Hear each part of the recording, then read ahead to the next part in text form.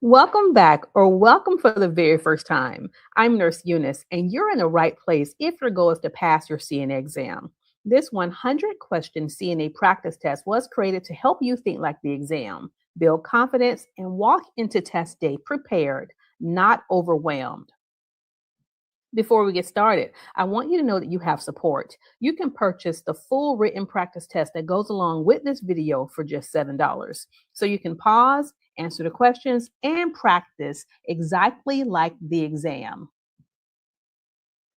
If you're looking for a complete study solution, our CNA exam prep workbook is available on our website, fltraining.com, or you can use the QR code that's on your screen. It is filled with practice questions, clear explanations, clinical skill steps, medical terminology, and so much more. We also include our CNA test tips to help you pass on your first attempt. And don't forget, our step-by-step CNA skills videos are right here on this YouTube channel to help you master skills with confidence and proper technique. This will be your year to pass your CNA exam. Stay focused, trust the process, and let's get started. Before you begin, find a quiet space to focus. Have a notebook or scratch paper ready. Read each question carefully and trust your instincts. You already have the heart for patient care. If you like, you can also enter your answers in the chat. Question 1. Which action best prevents the spread of infection when assisting multiple residents? Is it A, performing hand hygiene between residents, B, wearing gloves all day, C, changing uniforms quickly, or D, opening windows? And yes, we're starting off with the easy ones and we're going to end with the hard questions. If you selected A, you're absolutely correct. Hand hygiene before and after each resident contact is the single most effective way to prevent the spread of infection. Gloves do not replace hand washing. Question 2. A resident with right-sided weakness should have their call light placed. Is it A, outside the room, B, on the right side of the bed, C, at the foot of the bed, or D, on the left side of the bed?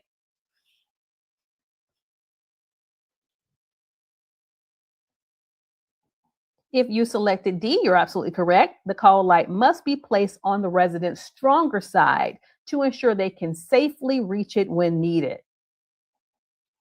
Question 3. Who is responsible for developing nursing care plans? Is it A, certified nursing assistant, B, registered nurse, C, physicians, or D, physical therapist? That's right. I know you answered it correctly if you chose B, registered nurses. They are trained to create individualized care plans based on patient assessments, helping guide the care provided. Number 4, what information is typically included in nursing care plans? Is it A, medical diagnoses, B, doctor's orders, C, patient goals, or D, insurance information? When we ask you to follow the care plan, what are you following? What are you reading? I know this one's tricky. I know you want to choose A, medical diagnoses, but that's not correct. It may say what the diagnosis is, but you're going to be more concerned about the patient goals. It is C. Nursing care plans outline patient centered goals, interventions, and expected outcomes to guide the care provided by the healthcare team. Great job, guys. Question 5. Which of the following tasks is outside the scope of practice for a CNA? Is it A, taking a toddler's temperature, B, measuring blood pressure, C, filing toenails, or D, dressing a surgical wound? Which of the tasks are outside the scope of practice for a CNA? That's right. It is D, dressing a surgical wound. Yes, as a CNA, you can also work with kids. So you could take a toddler's oral temperature or a tympanic temperature, but what you can't do would be the wound care. Wound dressing is usually restricted to licensed nurses as it requires specialized knowledge to avoid infection and promote healing. Question 6. How often should a CNA reposition a bedridden resident to help prevent pressure injuries? Is it A, every 2 hours, B, every 6 hours, C, once per shift, D, once daily? That's right. We're moving right along. We're going all the way to question 100. And if you want to purchase the slides that correspond with this particular video, you can either do so directly from our YouTube store or by going to our website, which is at the bottom of the screen. Yes, that is right, everyone. It is A, every 2 hours. Repositioning every 2 hours or more often, if needed, if the patient complains of pain, reduces prolonged pressure on the skin and improves circulation. Question 7. If a patient has had confusion for many years, this is likely a chronic A, physical disorder, B, psychotic disorder, C, cognitive disorder, or D, palliative disorder. That's right. I require you to learn medical terminology. So if there's a word that you don't understand, I'm going to ask you to write that word down so that you have time to research it. That is right. It is C, cognitive disorder. Chronic confusion over prolonged period often indicates a cognitive disorder such as dementia, which affects memory and thinking. Number 8, which vital sign measures oxygen saturation in the blood? Is it A, pulse oximetry, B, blood pressure, C, body temperature, or D, respiratory rate?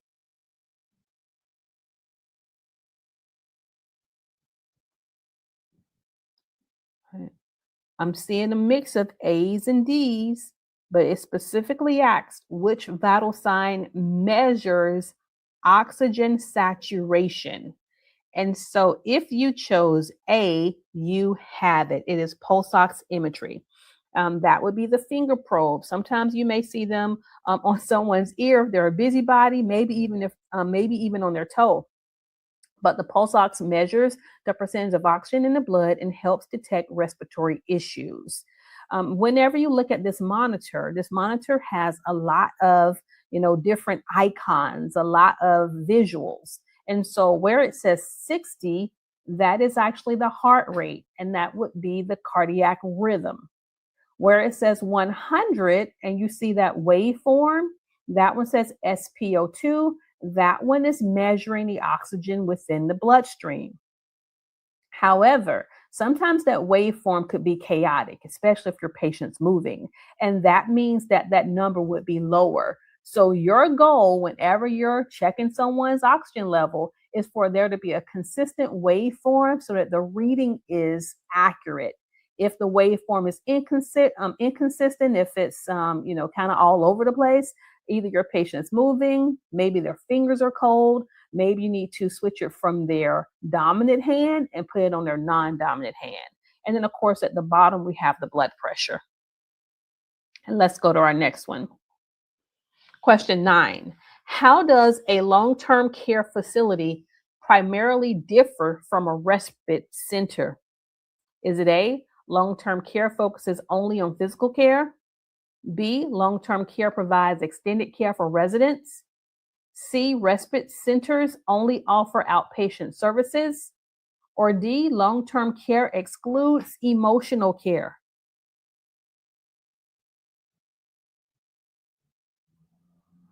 Examples of long-term care facilities would be nursing homes, assisted living facilities. So yes, this becomes their new home. So the answer is going to be B. Long-term care provides extended care for residents. Remember, these are not patients. That's their home. That's their residence. So long-term care facilities are designed for residents who need ongoing care, whereas respite care provides short-term relief for primary caregivers So if wife has been taking care of her husband for years and she finally wants to go on a vacation up north to go visit the kids, she would put her husband in respite care, short-term care for the weekend or for a few days, and then she would come back and resume her caregiver duties. Question 10. What is the correct order for putting on PPE?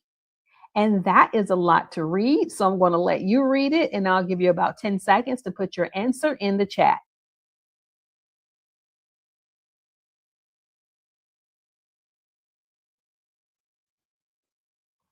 All right, revealing the correct response in 3, 2, and that's right. It is A. It is gown, then mask, goggles if you're wearing them, followed by gloves. The rationale: your PPE or personal protective equipment must be donned, that means put on, in the correct order to reduce contamination risk. And so the image that is on the screen comes directly from the CDC, the Centers of Disease Control, and you can find that image there, or you can download the slides and get the image. But gown first, followed by mask, goggles or facial if you're wearing them, and the last thing you're going to don or put on would be your gloves. Question 11. Who are the primary recipients of hospice care? Is it A, children with genetic disorders, B, elderly patients needing surgeries, C, individuals at the end of life regardless of age, D, elderly patients?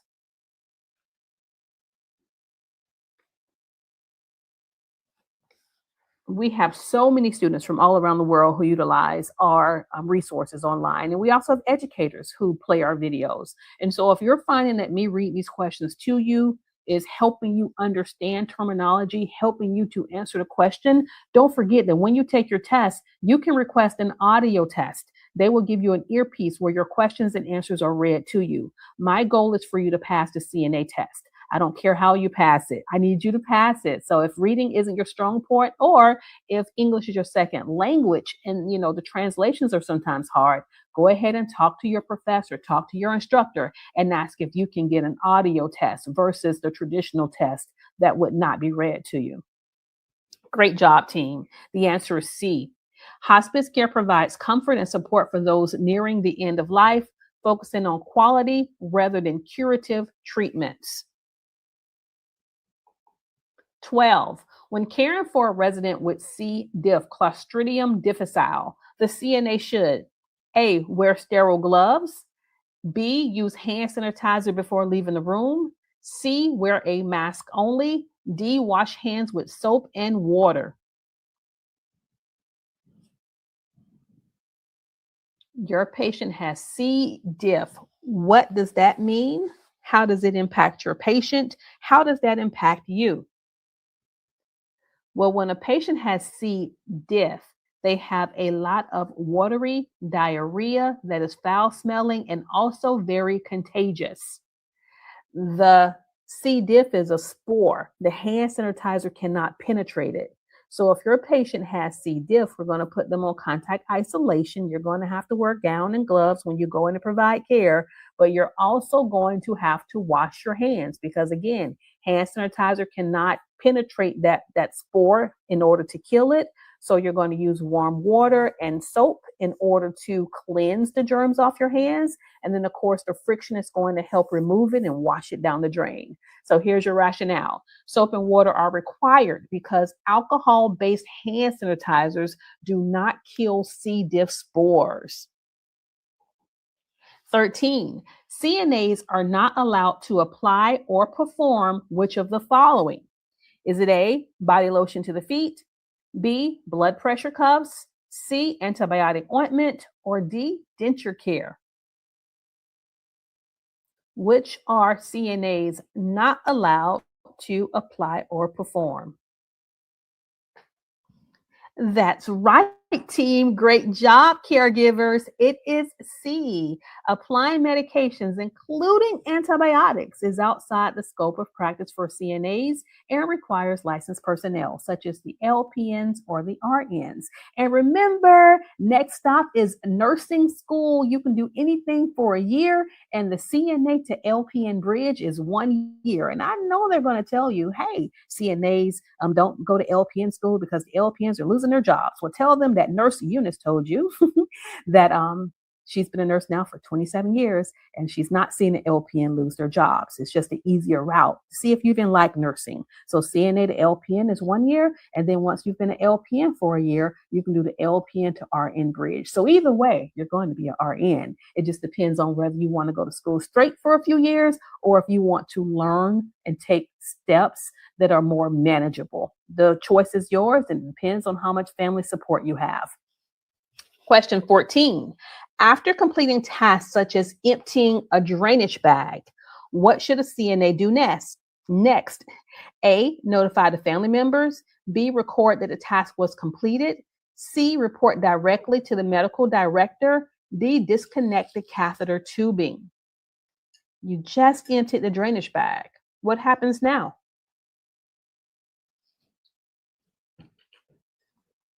That's right. If you empty something and you don't document it, we have no proof that you did it. So it is B. Documentation is essential for all completed care tasks, helping ensure continuity of care and communication with the healthcare team. So continuity of care. If you don't document it, we won't have our 24-hour totals. We won't know if this patient's retaining fluid, if they are, if they're urinating too much. So you documenting helps us provide the best care for this patient. So after you do a task, complete it by documenting it. 15. Where can CNAs find a list of tasks they are legally allowed to perform? Is it A, state laws and regulations, B, federal laws only, C, nursing home policies, or D, medical board guidelines?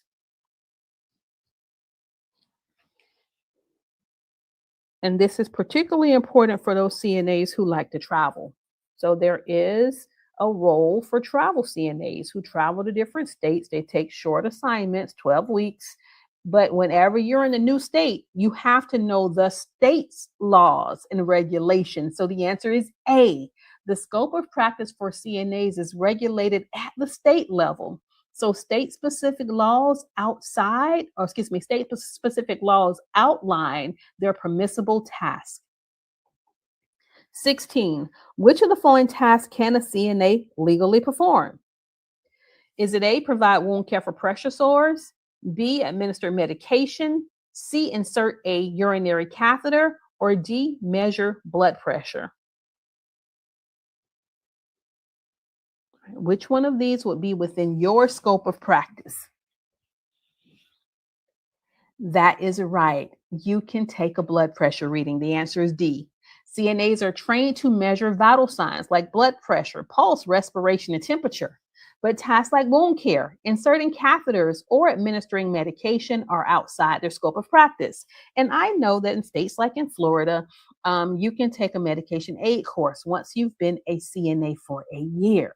And then that would allow you to pass medications in assisted living facilities, in group homes. When you're taking your CNA test, that is not you. That is not your role. So for your CNA test, your scope of practice always is that you cannot administer medications.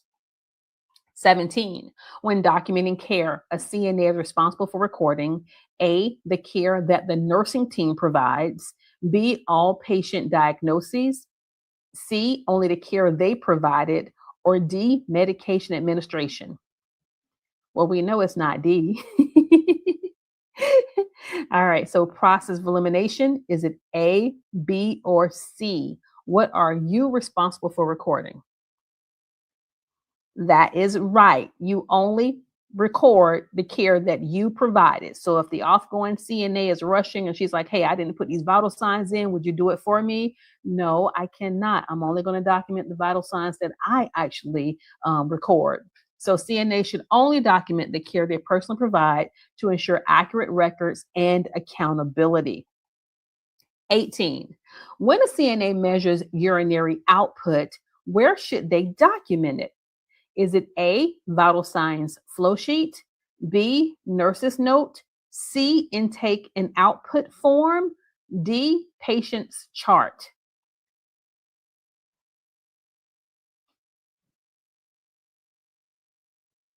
All right, revealing the correct response in three, two, and you document urine output on the intake and output form, the INO form. So the answer is C.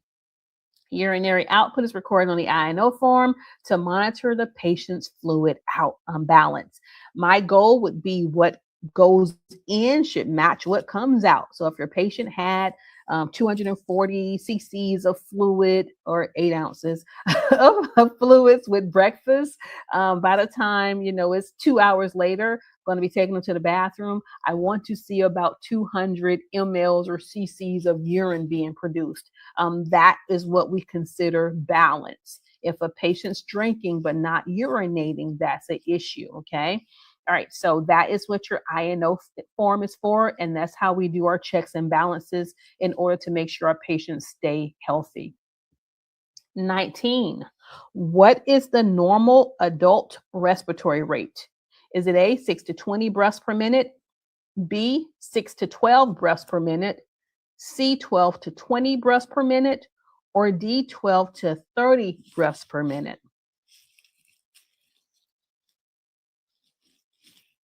And that's right. Once you download these slides and you practice with your CNA buddies, they're going to be like, "You're so smart. How did you know all of this?"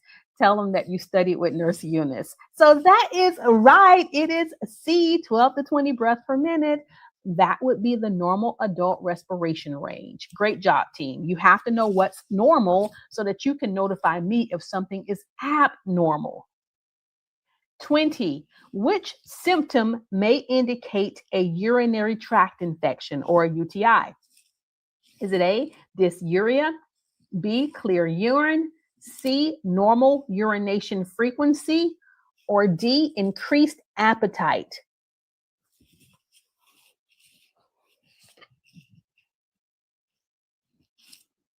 That's right. You will not hang around me and not learn your terminology. And so, if you chose A, you are correct. You understand that dysuria, the DYS, that prefix refers to pain, difficulty, burning as it relates to urine, urea. So, let me read the rationale. Dysuria refers to pain or burning during urination and is often a common sign of a urinary tract infection. CNA should report this symptom to the nurse promptly. 21. If a patient who recently fell is now receiving balance exercises, which professional is likely helping them? Is it A, a social worker, B, an occupational therapist, C, a balance therapist, or D, a physical therapist?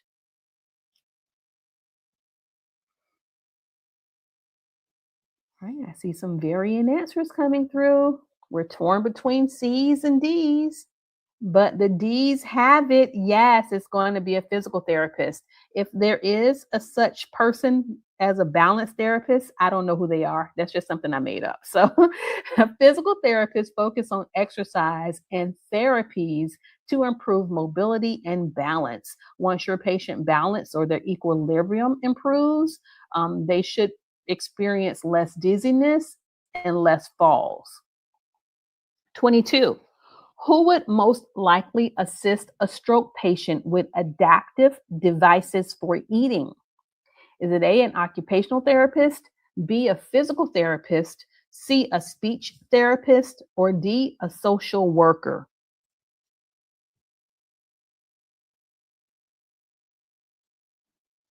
And I see a question about buying our study guide if you're in another country. When you go to our website, it's going to take you to our Amazon store. And yes, our book would ship anywhere that Amazon ships. So, yes, you can purchase it from YouTube. That may be limited to the United States. But if you go to our Amazon store, you can purchase it in Africa, in Asia, in India, wherever you are. And we appreciate you for your support.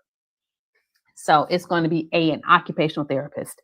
Occupational therapists work with patients on daily activities. They help them with their fine motor skills. They help them move their hands again, learn how to eat again. And it may provide adaptive devices to assist with eating and other tasks. And so what you see there on the image would be weighted utensils with a larger handle. So imagine somebody with Parkinson's disease or with severe arthritis of the hands. They're going to have a harder time feeding themselves with a traditional utensil, such as a spoon or a fork. And so this is what an occupational therapist will help them with versus a physical therapist. So you think physical therapist, think someone broke a bone.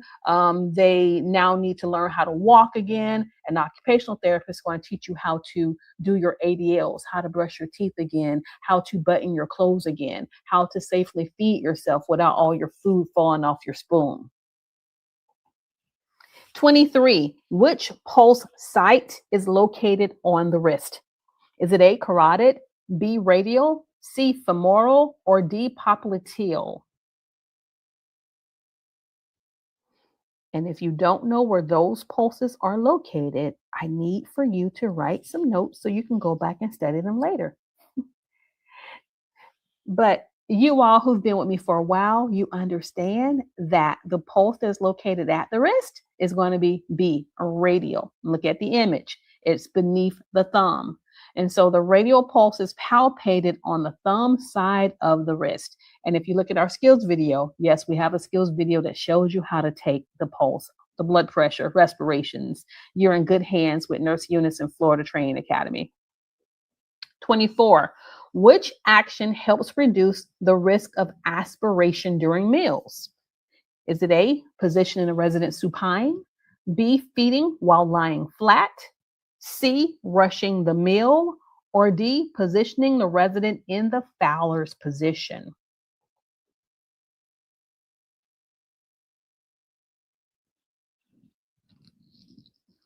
Hmm. All right, I was only able to trick one of you all. And so supine and flat, so both A and B are the same exact answers. I just want to make sure you understood what supine meant. When someone is in the supine position, take the U out, they are lying on their spine. That's going to increase the risk of aspiration, not decrease it. So yes, for all of you all who chose D, you have it.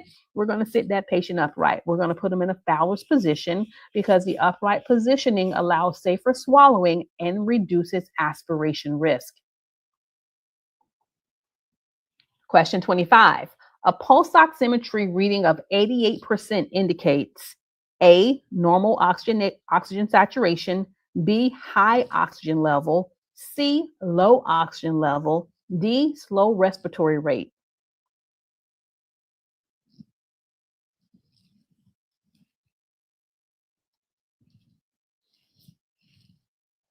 Only answer what the question's asking. So it's not D. It did not mention what the respiratory rate was. It told you what the oxygen saturation was. Okay, someone could be hypoventilating. They could be breathing fast. So because a pulse ox reading is 88 doesn't mean that they're breathing slowly. Okay, it could be the opposite. They could be breathing normally. So for those of you all who chose C, you got it. Oxygen levels below 90% are considered low and should be reported promptly. And a good rule of thumb is that a normal oxygen saturation for a patient should be greater than 95% unless your nurse or the care plan says otherwise. Because there are patients with COPD, chronic obstructive pulmonary disease, and we're okay with their O2 sats being 92%. But I don't ever want you to guess that as a CNA. When in doubt, you talk to your nurse, you read that care plan, because no one should just normally be sitting around 90% and no one on a nursing team is made aware. So let your nurse know, and then he or she should do like I do. They should educate you.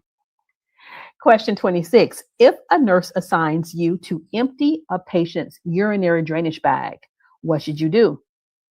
A, refuse the task as it's not a CNA's responsibility. B, disconnect the catheter tubing. C, complete the task and report it to the nurse. D, kink the tubing before emptying the bag.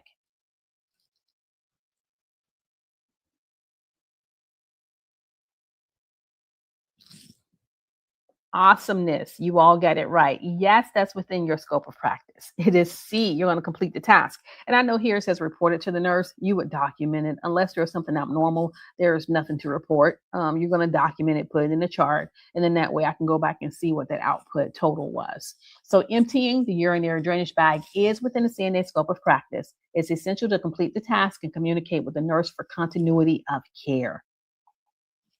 27. The medical term for difficulty breathing is it A, tachypnea? Say it with me. Tachypnea? Is it B, apnea? C, hypoxia? Or D, dyspnea? Now, I just taught you prefixes. So I expect everyone to get this answer right. All right. And just because someone has tachypnea doesn't mean they have difficulty breathing. If someone just got through running, their respiratory rate will be higher. Thus, they would be tachypnic. It doesn't mean they're having difficulty breathing. Apnea, anytime you put A in front of a medical term, is the lack of. So apnea is not the difficulty of breathing. They're not breathing at all. Start CPR. Hypoxia refers to the oxygen saturation. So yes, the answer is D. Dyspnea refers to shortness or difficult/labored breathing. You'll oftentimes see that with someone who has congestive heart failure or pneumonia or asthma. So that's different from tachypnea. This person's struggling to get air. 28. A CNA should report which blood pressure reading immediately. Is it A, 140/80, B, 116/68, C, 88/48, or D, 100/56? Which one are you hitting that call button really fast for?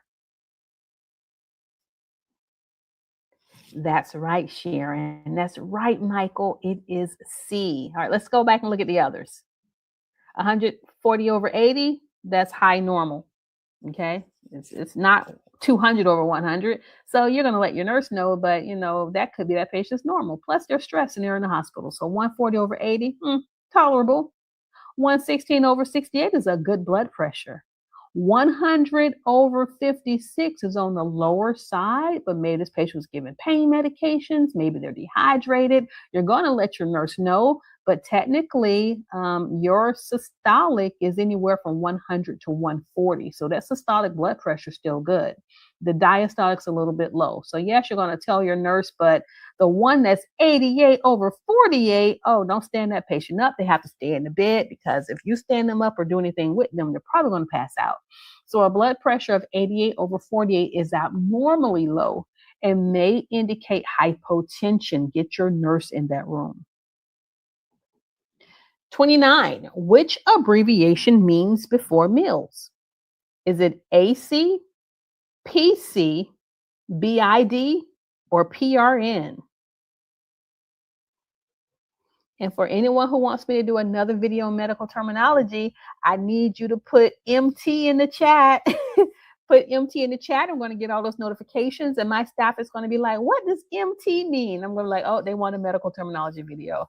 All right. So for question 29, the answer is A. AC is the medical abbreviation meaning before meals. Let's discuss the others. PC is after meals. BID is twice per day, and PRN is as needed. So let me just read them again.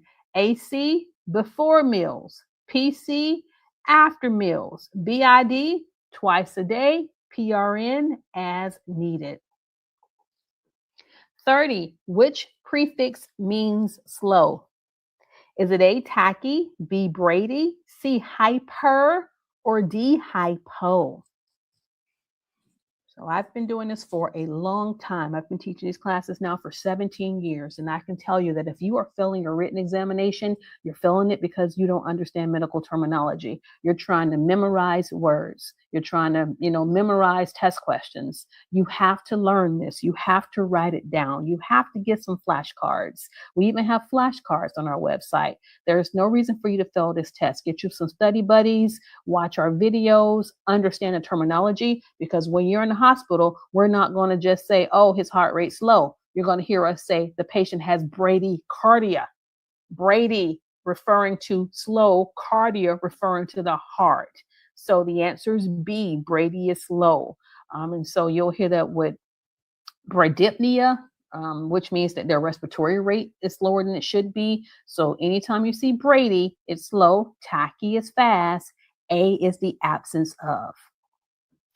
31. In a care conference, who is most responsible for the patient's care plan? Is it A, the patient, B, the nurse, C, the doctor, or D, the CNA? Who is most responsible for the patient's care plan?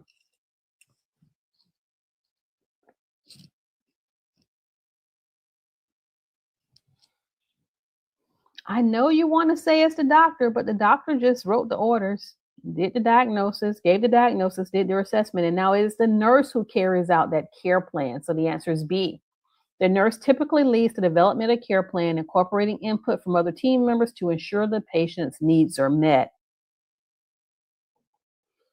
32. Who should attend a patient's care conference? You'll often see this at assisted living facilities and nursing homes. So, and also when you're taking your CNA examination, don't assume that you're working in a hospital. You are anywhere where an elderly or an adult patient or resident would be. That could be skilled nursing, it could be hospital, it could be nursing home. So when you're taking your test, especially if you're already working in a hospital, I need for you to kind of leave what you know behind and just take this test with fresh eyes.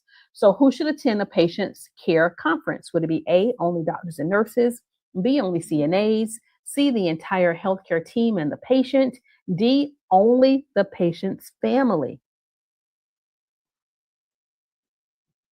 That is right. It is C, collaborative care. We have to include the patient and we need you there. You know how much information you have. You know more about that patient than the nurse does. You know more about that resident because you're always with them. So a care conference includes the healthcare team, the patient, often family members, the CNA, the nurse, the doctor, the case manager. We all get together and we discuss all aspects of care to make sure that that resident, that patient is receiving the best care for them. 33. A CNA enters a resident's room and observes the resident sitting upright, gasping for air, and clutching their chest. What is the CNA's priority action? A, leave the resident and get the nurse. B, obtain vital signs. C, reposition the resident. D, stay with the resident and call for help. This one's tricky. How scary. You go into a resident's room, they're gasping for air, they're clutching their chest, and you are going to be the difference as to whether or not this person receives immediate care and treatment or if their condition gets worse. And for everybody who chose D, you are absolutely correct. You're going to stay with the resident and call for help. You can sit them up afterwards. You can take the vital signs afterwards. But right now, we need the nurse. We need the rapid response team. We need emergency care. So in an emergency, the CNA's priority is to ensure safety by staying with the resident and immediately calling for help. Repositioning, vital signs, and documentation come after help is called. It literally takes you 2 seconds to hit that button. So it's not like you're delaying care. You're going to hit the button. You're going to be calling out for that nurse. You cannot leave that patient. You can sit them up. If there's equipment to do the blood pressure, the pulse ox, you put and all that on the patient. That way, when your nurse gets into the room, we at least have a better clinical picture as to what's going on with that patient. 34. A CNA is caring for 4 residents. Which task should the CNA complete first? A, refill a water pitcher. B, assist a resident who is dizzy when standing. C, make an unoccupied bed. D, answer a non-urgent call light.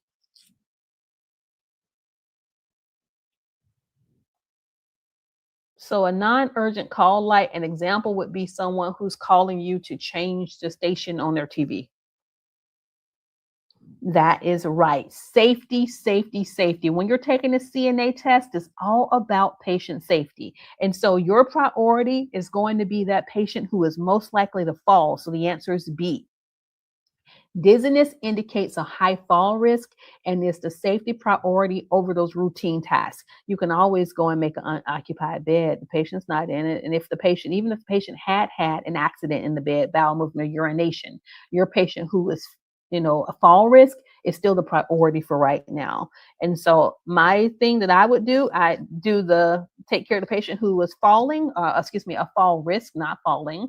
And then I would go fill that water pitcher really fast. I would then answer that non-urgent call light. Okay, she's already called. It's non-urgent. I'll take care of whatever she needs. Then the last thing I do is make an unoccupied bed. 35. Which observation should be documented and reported? A, new redness over a bony area. B, resident watching TV. C, normal appetite. Or D, regular sleep pattern, which should be documented and reported. So it's just not, and actually it's kind of the opposite. You report it and then document it because you want to, in your documentation, state that you notified the nurse. And so it's A, if your patient has new redness over a bony area, you're going to report it and document it because redness may indicate early pressure injury and requires intervention. And I know our books are mostly geared toward the Western population. Caucasians are in the books a whole bunch. I need you to know that you have brown patients too, and your brown patients don't turn red. So if your patient's skin appears to be grayish, if it's darkened in the area, if there's an area on their skin that does not look like the surrounding color, that could be the sign of a pressure ulcer on someone who is not Caucasian. So you're taking care of all races, and not all races turn red. 36. A resident with dementia becomes suddenly agitated and attempts to climb out of bed. What is the best CNA action? A, calmly direct the resident and stay nearby. B, apply restraints. C, leave the room to get supplies. D, raise all side rails. Somebody who has dementia, they're agitated suddenly, and they're trying to climb out the bed. What do? I know we're torn, right? All right, so I know you're not going to like this answer. The answer is not D. The answer is A, calmly redirect the resident and stay nearby. CNA should use the least restrictive interventions first. Calm redirection helps maintain safety and dignity. So let me tell you why it is not D. D and B both require a physician's order. You cannot put all 4 side rails up without a doctor's order. You cannot apply restraints without a doctor's order. So if your patient suddenly becomes agitated, they could have a low oxygen level. Their blood sugar could be low. So you're going to calmly redirect. You're going to stay nearby. And guess who you're calling? That is right. You're getting that nurse in the room so she can do her assessment. So the correct answer is A, even though you wanted to choose D. And plus, if someone is confused and you raise all 4 side rails, they're still going to attempt to get out the bed. And now they're going to fall from a higher distance because now they've climbed over the side rail. So the best thing is just to stay with them until that nurse comes. 37. A resident has diarrhea and is incontinent. What is the CNA's priority action? Is it A, notify the nurse? B, apply powder after the bath? C, clean and dry the skin promptly? D, limit fluids. Your patient has diarrhea and is incontinent. Now, it didn't say incontinent of what. So I don't know if she's incontinent of just stool or is she incontinent of stool and urine. But what we know is it's a mess. Your patient is wet with urine and or fecal matter.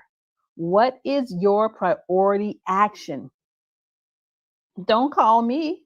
So the answer is not A. That's right. It is C. I need you to clean them up. So clean and dry the skin promptly. We don't use powders, you all. So immediate skin care prevents breakdown and infection. And let me just preference that by saying we don't use powders that are not prescribed. So we're not going to be putting talcum powder or whatever it is on a patient. So all that baby powder and stuff we don't use. There are medicated powders that a physician would order, and then your nurse could apply that. But that's not something that's within the CNA scope of practice. 38. An OSHA survey in a healthcare facility focuses on A, CNA certification, B, patients' rights, C, nursing licensure standards, D, health and safety practices in the facility. So you have to know what these acronyms mean. What does OSHA stand for? Right, so Occupational Safety and Health Administration. Occupational, workplaces. Is your workplace safe? That's your answer. So it is going to be D. That's right. So OSHA surveys ensure the healthcare facilities follow health and safety standards to protect both patients and workers. Example, needle stick prevention. Are there sharps containers? What type of devices do they add to the IV catheters, etc., to prevent a needle stick? So think of, if there's an accident or an incident that involves an employee, OSHA may be coming to that facility. 39. A resident is incontinent of urine. What is the CNA's priority? A, limit fluid intake. B, take them to the bathroom more frequently. C, inserting a Foley catheter. D, ignore the episode. Yeah, you're just going to leave them wet, huh? Just going to leave their skin wet. You're just going to ignore it. Oh, she's going to use the bathroom in the bed again. Or are you going to prevent it? That's right. Prevention is the key. So if I don't want you incontinent, if I don't want you wet, guess what I'm going to have to do as a CNA? B, I'm taking you to the bathroom. Come on, Miss Eunice, let's get on up. Let's go to the bathroom.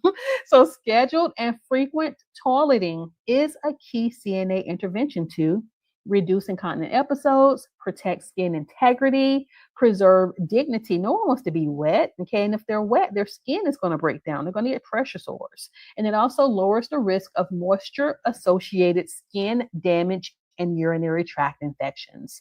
Great job. I'm so proud of you. Question 40, and we're going all the way to 100. Look, if you've been here this far and you've not hit that like button, if you haven't told a friend that you're studying with Nurse Eunice, what are you waiting for? Go ahead and share, like, and subscribe. All right, so question 40. A resident perspires heavily during sleep. Which CNA action helps to prevent skin irritation? Is it A, applying lotion to moist skin, B, limiting fluids before bedtime, C, changing damp linens and clothing, D, covering the resident with extra blankets? Look, if I'm perspiring and you put extra blankets on me, I'm going to follow you to that nurse's station. You will not have a good night at work. So it's not D. And even though I didn't address this on so many other questions, unless there's a doctor order, you never limit a patient's fluids. That could be neglect. Okay, so we're not going to treat them like they're toddlers and take their fluids away. So if someone is sweating profusely, that's right, we're going to get them dry. We're going to change those damp linens and clothing, maybe give them, a moist washcloth or something, just for like their face. So moisture increases skin breakdown risk. Changing those damp items will keep the skin dry. Why would someone be sweating? Maybe they're overheated. Maybe they're fighting an infection. Maybe it's a woman going through menopause. So hormonal changes also will cause someone to break out into sweats. 41. Which of the following is an important sign that a patient may be experiencing silent aspiration? Is it A, coughing or choking during meals? B, complaining of difficulty swallowing? C, sudden drop in oxygen saturation without coughing? Or D, vomiting after eating? Notice it said silent aspiration. Coughing and choking, those are not silent. You're going to hear that. So that is right. Silent aspiration can occur, and it's going to be C. It's a sudden drop in oxygenation, usually after someone stopped eating. So let me read the entire rationale. Silent aspiration occurs without obvious signs like coughing or choking, but may result in a drop in oxygen saturation. Recognizing subtle signs is critical for early intervention. So after your patient's eaten, and now you're like looking at their saturations, they're starting to decrease, you're trying to figure something out. Maybe this person aspirated, and you weren't in the room. So that's a possibility, which is also why we ask that you keep a person sitting upright after they eat for about 30 minutes to prevent aspiration risk, to prevent the regurgitation or the GERD, or gastric reflux disease. And so you're going to sit them upright while they're eating. You can lay them back a little bit for about 30 minutes. But if they want to go flat, you need to make sure their food has fully digested. So about 30 minutes after their meal, if they're requesting to lay down flatter, you can do so. 42. During a state survey, if a surveyor asks you how you perform a procedure, how would you respond? Would you refuse to answer? Would you say that everyone does it differently? Would you refer the surveyor to the nurse? Or would you describe how you perform the procedure? I tell you, when those state surveyors come, everyone's on their P's and Q's. Your facility is going to be fully staffed. Everyone's going to be so nice. And the surveyor is going to pull you to the side and they're going to be asking you a question. And you know what you have to do?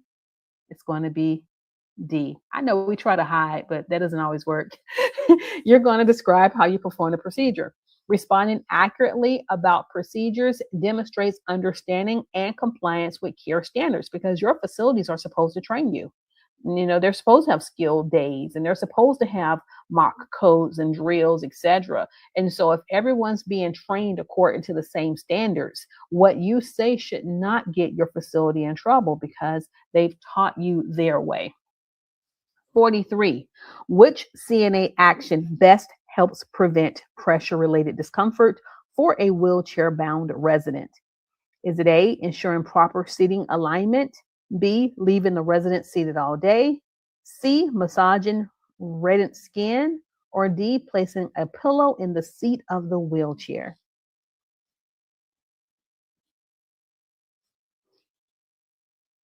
Oh, we're all over the place with this one. I see A's, C's, and D's.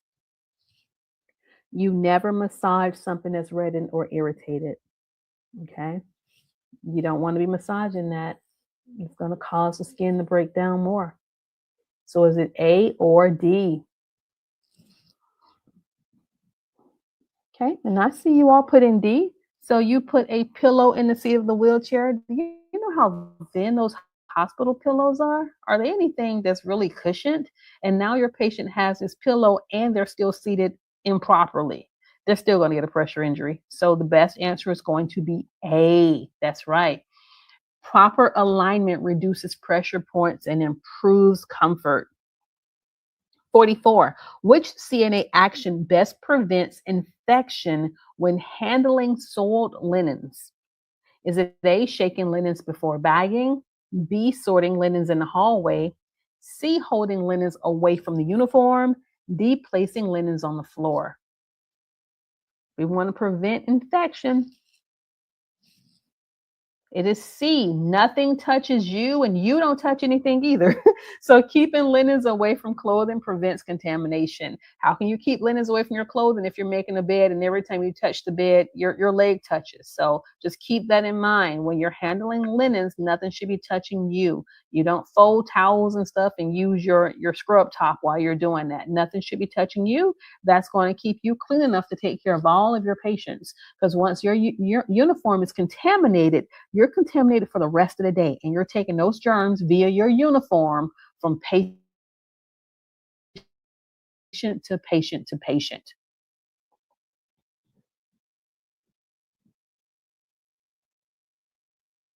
Question 45. If a physician requests a CNA to perform an untrained procedure, the CNA should respond by A, saying, I'll try it, B, attempting the task discreetly, C, declining and seeking assistance from the charge nurse, D, completing it but not reporting it. Physician just wants to give you an opportunity to do something that you're not trained to do, which could risk your patient's safety, and it could end up with you being in jail. So we're not even talking about you losing your CNA license. We're talking about jail time. So the answer is C, you're going to decline it. That's not within your scope of practice. CNA should not perform tasks outside their training or scope. Instead, they should seek guidance from a supervising nurse, such as you should not be using a Hoyer lift by yourself. A CNA recently did that, and the patient ended up falling and dying. I don't care how short-staffed your facility is. You cannot use a mechanical lift by yourself. Leave that patient in the bed, document the reason why you couldn't do it or that you asked your nurse for help. Your nurse did not help. So that's why that patient's in the bed. You can still reposition that patient. You can turn them in the bed, but don't do anything that's going to jeopardize the safety of your patient or jeopardize your freedom.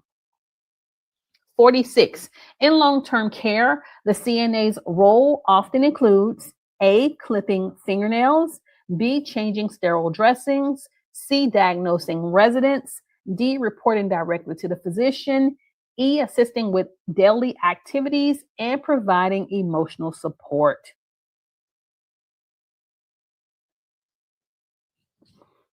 Stop trying to give me two answers. Only one answer is correct. And no, you can't clip fingernails. And no, you can't change sterile dressings. And no, you don't diagnose. And no, you don't report directly to a physician. You report to the nurse. So the only thing from that list that you can do is E. CNAs in long-term care assist residents with activities of daily living or ADLs and provide support promoting overall well-being. 47. A resident has a Foley catheter. What should the CNA ensure? A, the drainage bag stays below bladder level. B, the tubing is kinked. C, the bag rests on the floor. Or D, the catheter is disconnected.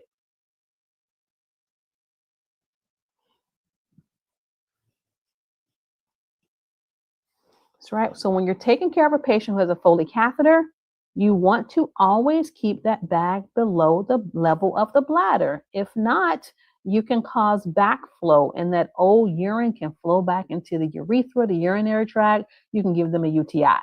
So keeping the bag below the bladder prevents the backflow and infection.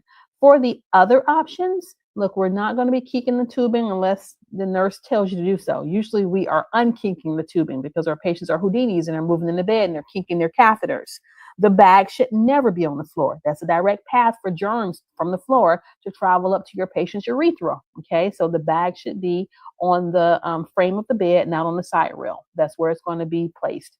And then if the catheter is disconnected, that's a medical issue. That's an emergency. If it becomes disconnected, you can connect it quickly, but then your nurse is going to more than likely have to come into that room and change out that entire catheter system.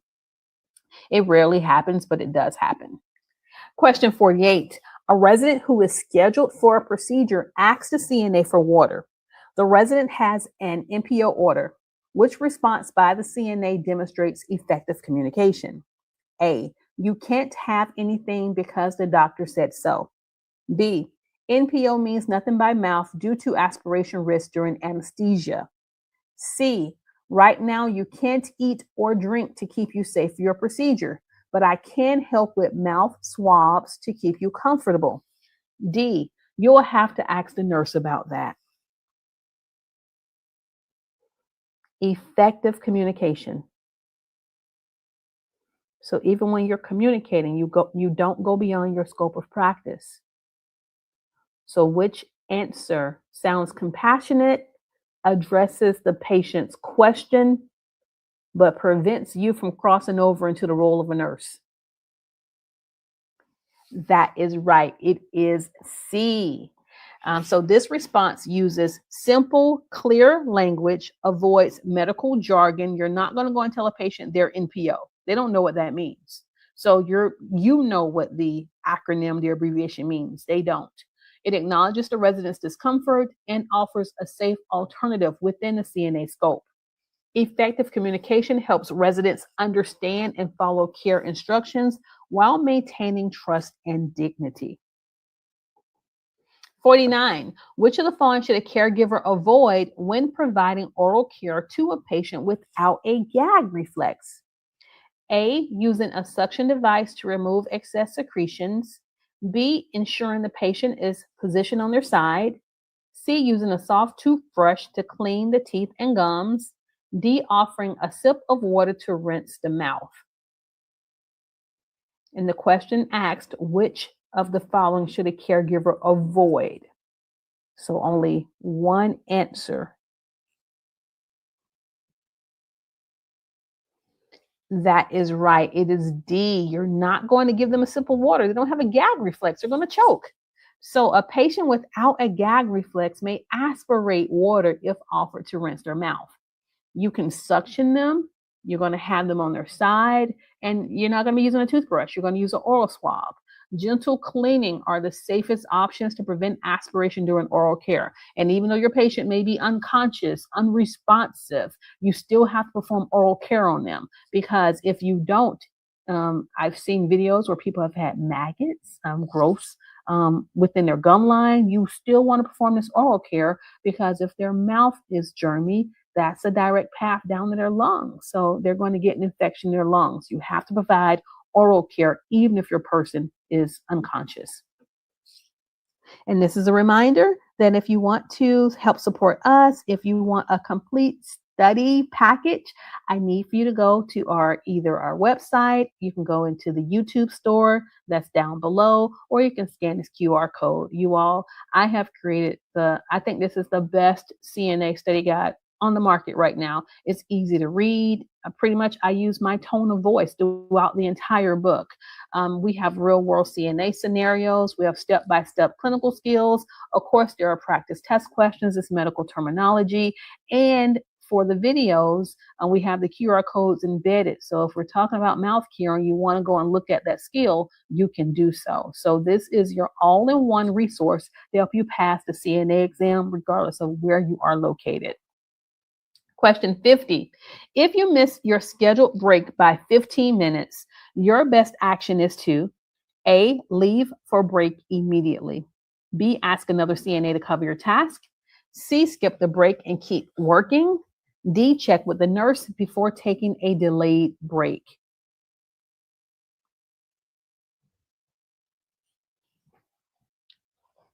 Yes, the answer is D. It's best to check with the nurse to avoid interrupting patient care and to ensure proper coverage. Believe me, you're going to get your break. They just may have to, wait until another CNA is off of their break first. Okay, so try to keep to your schedules, but we know that the patient is the priority. 51.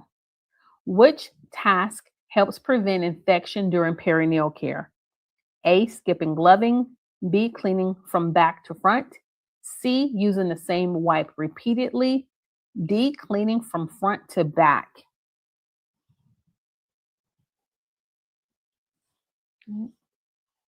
And so the task that helps to prevent infection during perinatal care or cleaning of the genitals is going to be D. Cleaning from front to back, from the cleanest towards the dirtiest. So the rectum is the dirtiest. So we always wipe the rectum area last. Front to back cleaning prevents bacteria from entering the urinary tract. 52. A resident frequently removes their oxygen tubing. Which CNA action helps to prevent complications? Is it A, taping the tubing to the resident's face? B, turning off the oxygen? C, removing the device? D, ignoring the behavior? Or E, checking tubing placement regularly?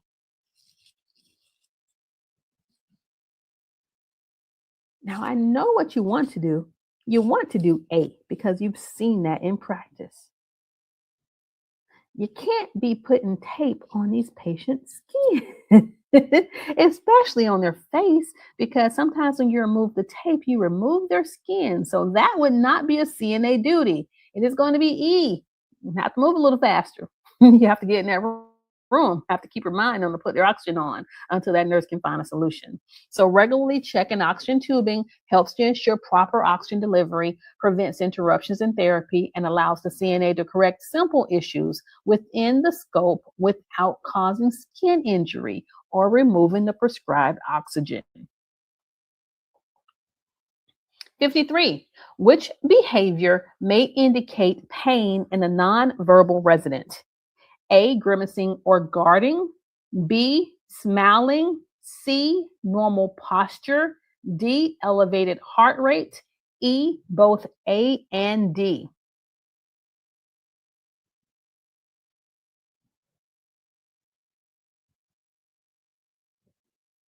That is right.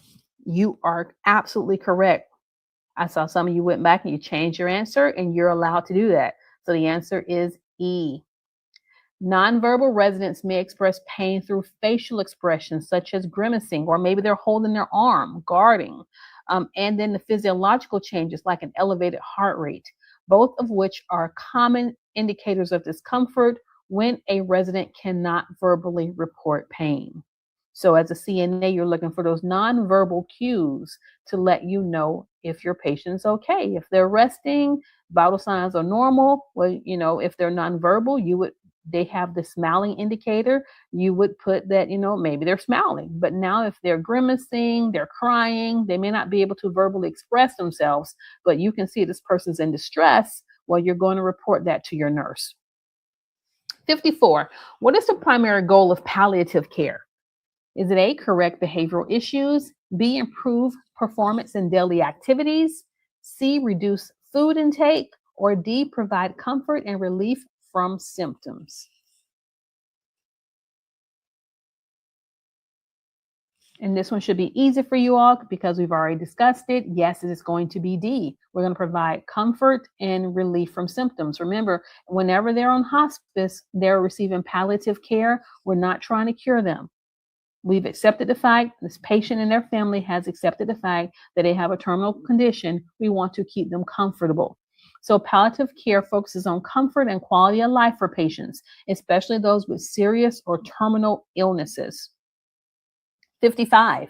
Which action should a CNA take to help prevent constipation? A, limit fiber in the diet. B, encourage adequate fluid intake. C, discourage movement. D, delay toileting.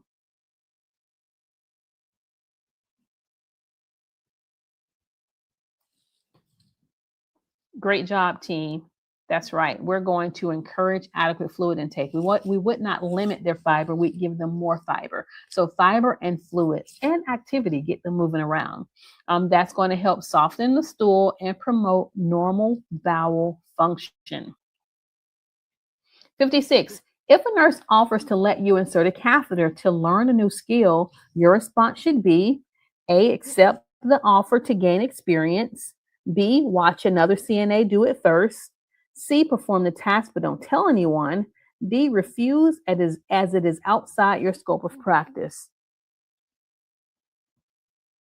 And this is something you were always curious about. You always want to know how to do this. And now you have this super cool nurse, and Nurse Joe is like, hey, come here. I want to show you how to insert this catheter. And what's going to be your answer, everybody? Say it with me. No. You're going to do D. You're going to refuse because it's outside of your scope of practice. And what Joe is doing is setting you up, because Joe is going to be sitting there at his computer making his $75 an hour and asking you, hey, remember last time you inserted that catheter? You did such a great job. Go ahead and insert another one. So no, inserting catheters is not within the CNA scope of practice. So it's important to decline and maintain professional boundaries. Now, once you are a CNA, you have your license, and you go and you apply at a hospital. A hospital has a position known as a patient care tech, a patient care associate is some type of term for a hospital level CNA. The hospital may then train you to do catheters. Remember, for your CNA test, you don't do anything invasive. You don't insert catheters, but you do take care of the catheter once it's inserted. For your CNA test, you don't do wound care. For your CNA test, you don't do sterile gloving. For your CNA test, you don't insert IVs. Once you're in this hospital and they change your title, they may also change your job duties. But right now, you're not there. We have to actually get you to pass this test so you can get that hospital job. All right. So next, everybody, 57. Which CNA action best prevents contractures? Is it A, limiting movement, B, encouraging proper positioning. C, keeping joints flexed. D, avoiding limb support. And you're going to see this before the nurse will sometimes, especially in long-term care. There may be one LPN and you both have 30 patients, one LPN and two CNAs, and you're going to see something that doesn't look right. I need for you to go ahead and try to take care of it until that nurse can get there. And so you're going to use pillows. If they have braces, you're going to make sure they have their braces on. You have to ensure proper positioning. So yes, the answer is B, because once that joint gets fixated like that, once it gets locked, that's from lack of range of motion. That's from improper positioning, and looks like this person had like a severe burn on their arm. So there was some other, etiologies that may have happened before they got contracted like that. But you can help prevent that. A contracture is the stiffening and shortening of muscles or joints that limit movement, often caused by a lack of movement or poor positioning. So CNAs help prevent contractures by maintaining proper positioning, supporting the limbs, remember those braces and those pillows, and encouraging safe movement during daily care. Proper alignment keeps joints flexible and reduces stiffness. 58. A CNA disagrees with a nurse's instructions for resident care. What is the most appropriate action? A, refuse to follow the instructions. B, complain to the other staff. C, follow the instructions and address concerns appropriately later. D, post about the issue on social media.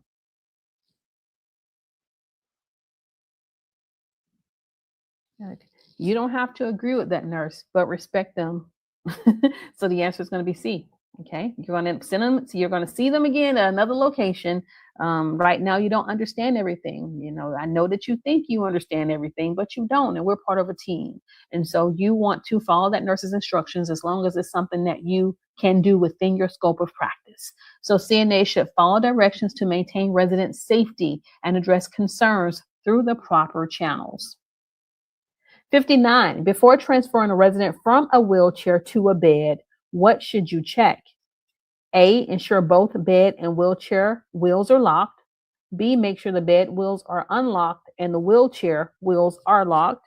C, leave both bed and wheelchair wheels unlocked. Or D, lock the bed wheels but leave the wheelchair wheels unlocked. That was a lot. Whew.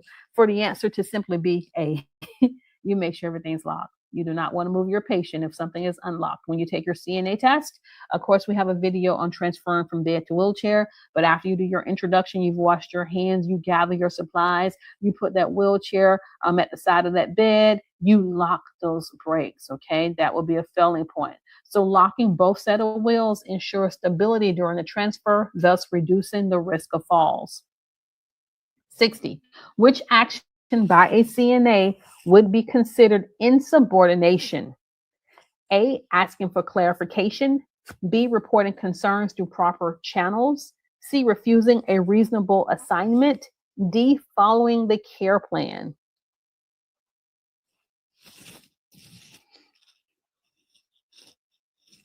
That's right. Refusing a reasonable assignment. So the answer is C. Refusing assigned duties without cause is considered insubordination. I know you normally work on Hall A, but today we have another CNA working Hall A. They did a double. So they're going to work Hall A and you're going to be on Hall B. You can't refuse because you don't get the assignment that you want. So that would be insubordination. And you could, of course, be fired, but you can also be reported to the state if you just, leave and you don't, have someone who covers your shift. 61. Which social media post would violate CNA professionalism? A, posting a photo in uniform without residence. B, discussing a difficult resident encounter online without posting any photos of the resident. C, discussing a difficult resident encounter online. And then B would be sharing a motivational quote. And E is both B and C. So I guess the difference between B and C is one is you're talking about a resident without photos, and the other one is you're talking about a resident with photos. So would those violate HIPAA, any confidentiality, your ethics? Would that be a violation? And you're absolutely correct. The answer is E. It would be. Discussing a resident encounter on social media with or without photos can violate confidentiality and professional boundaries. CNA professionalism requires protecting resident privacy at all times. Posting in uniform without residence or sharing general motivational content does not breach confidentiality. There were a group of nursing students who saw the helicopter, the med helicopter landing, and they took a group photo. A patient could vaguely be seen in this group photo. Someone's daughter, the patient's daughter, saw the photo and realized that that was their mother who was, life flighted over to this hospital. That group of nursing students got kicked out the nursing program. So you want to make sure that if you're taking photos, there's nothing about your company. I wouldn't even be taking a photo with my company's uniform, their emblem, their logo on my uniform. You don't want to do anything that's going to cause your good to be evil spoken of, or actually jeopardize patient confidentiality and get you fired. 62. Which situation best demonstrates appropriate use of cluster care? A, entering a resident's room multiple times for separate tasks. B, completing toileting, repositioning, and refilling water during one visit. C, skipping care to save time.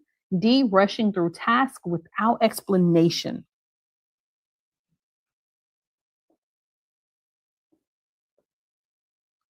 And one of the hardest things for CNAs, new CNAs, and new nurses to understand is time management. It's going to get better, you all. But until you learn how to cluster care, you're going to be running around like a chicken with its head cut off. So when you go into that room, you want to do B. Complete as many tasks as you can while you're in that room, which is going to require you to prepare. So cluster care organizes tasks to reduce repeated interruptions while maintaining safe, complete care. 63. What is the first step the CNA should take if a patient makes an inappropriate sexual comment? A, ignore the comment and continue providing care. B, avoid the patient.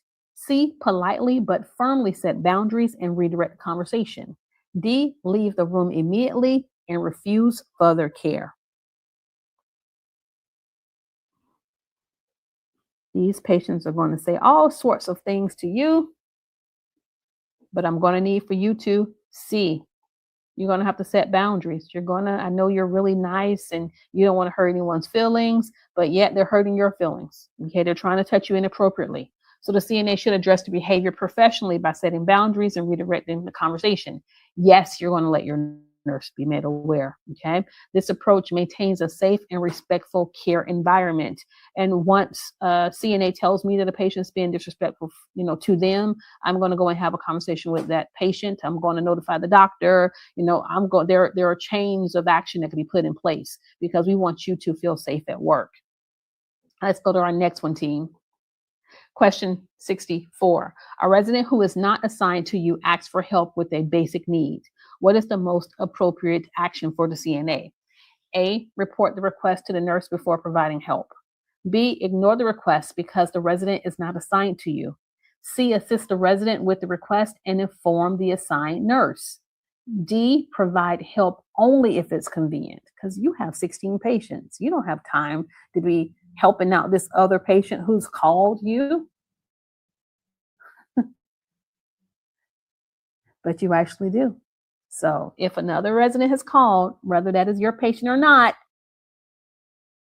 that becomes your patient. Okay. So the answer is going to be C. You're going to assist the resident with the request. And then, because we don't know where their CNA is, maybe they did not get assigned a CNA that day and that nurse is really busy.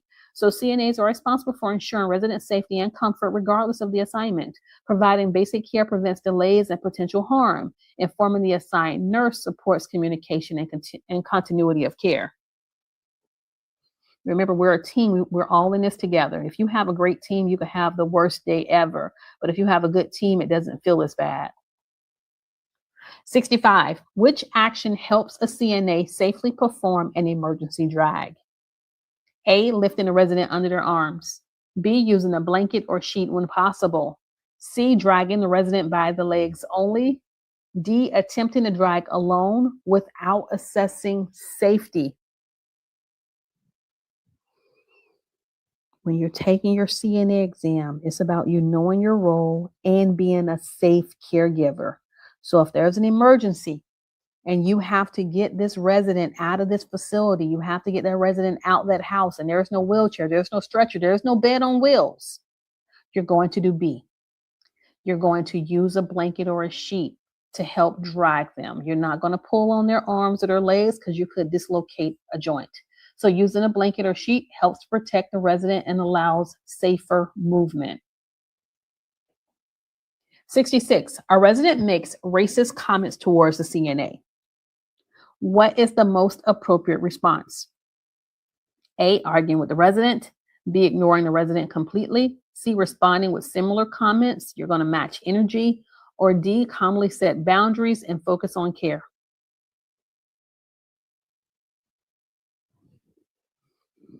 It could be a racist comment, a sexist comment. It could be an inappropriate joke. It could be a political comment. It could be a comment about your religion. Look, you're going to have to toughen up to be in healthcare. They're going to say some strange things to you, and you know what you're going to do? You're going to set those boundaries, and you're going to continue focusing on your care until it's just too uncomfortable. Okay, let your nurse be made aware. Remember, you have allies. You have people that you can go to. So CNA should remain professional. We're not going to match energy. I don't care how much she or he is getting on your nerves. Don't match energy.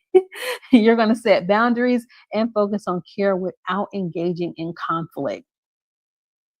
67, to ensure dignity when helping a resident with limited mobility during personal hygiene, you should A, complete the task quickly to minimize discomfort. B, request assistance from another CNA for efficiency. C, explain step by step and encourage independence where possible. D, avoid eye contact to prevent embarrassment.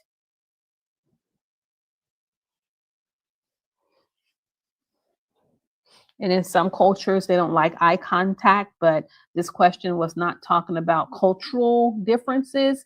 You're trying to provide dignity while you are cleaning someone, while you're giving them personal hygiene.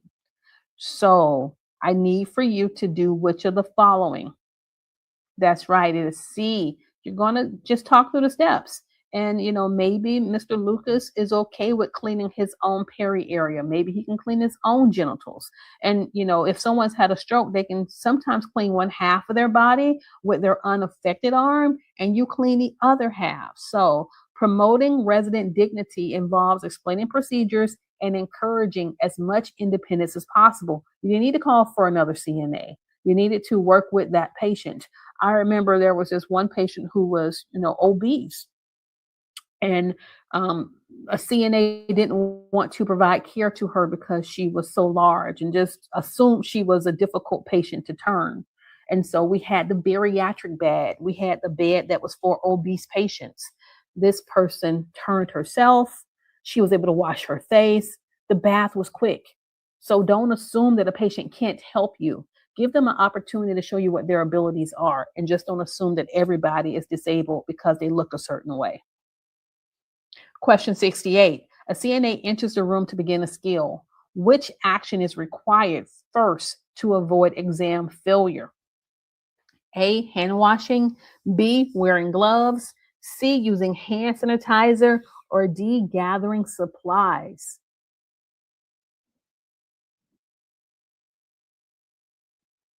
That's right. We're going to wash those hands. So yes, you're going to introduce yourself. You're going to get their permission. But before you touch that resident, you have to wash your hands or you're going to fail your exam. And we don't want you doing that. Okay. You studied too hard. So failure to perform hand hygiene before and after resident care will result in a skills exam failure. So clean those hands before and after each skill. 69. Which action would cause a CNA to fail the transfer skill? Is it A, locking wheelchair brakes? B, using a gait belt correctly? C, lifting a resident by the arms? Or D, using proper body mechanics? Some of you all have seen the wrong thing done, or you've seen skills done the fast way, not the safe way. And when you take your test, you have to get rid of those old habits. You have to get that old information out of your head. You have to be a safe caregiver. And so we're not lifting residents by their arms. So the answer is C. You wouldn't be doing that. So pulling on a resident's arms is unsafe because it can cause shoulder injury and does not provide proper body support during transfers. This technique increases the risk of falls and injuries to both the resident and the CNA.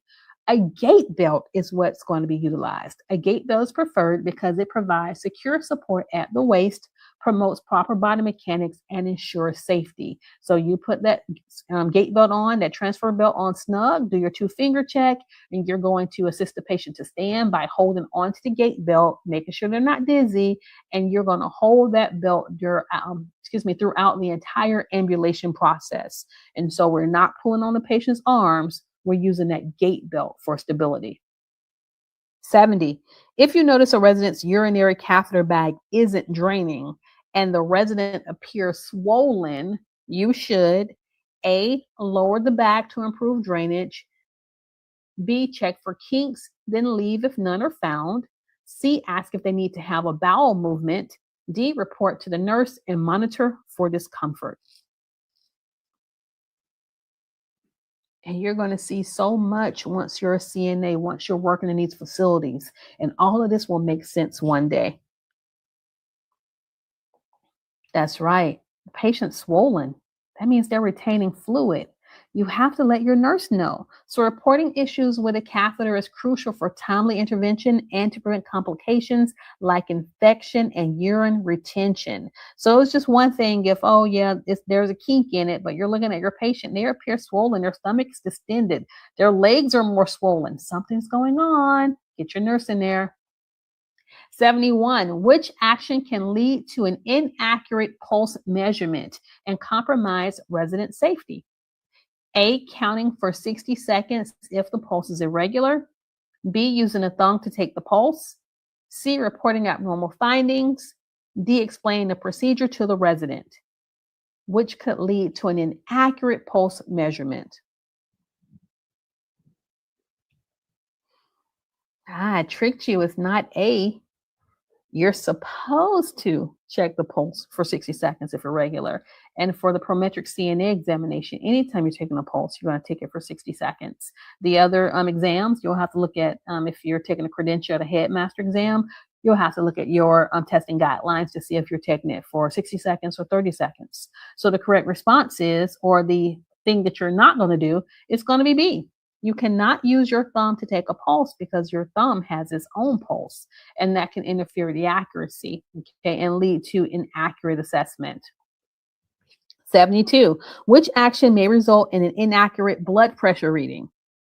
Is it A, using the correct size cuff, B, placing the cuff over clothing, C, positioning the cuff at heart level, or D, deflating the cuff slowly?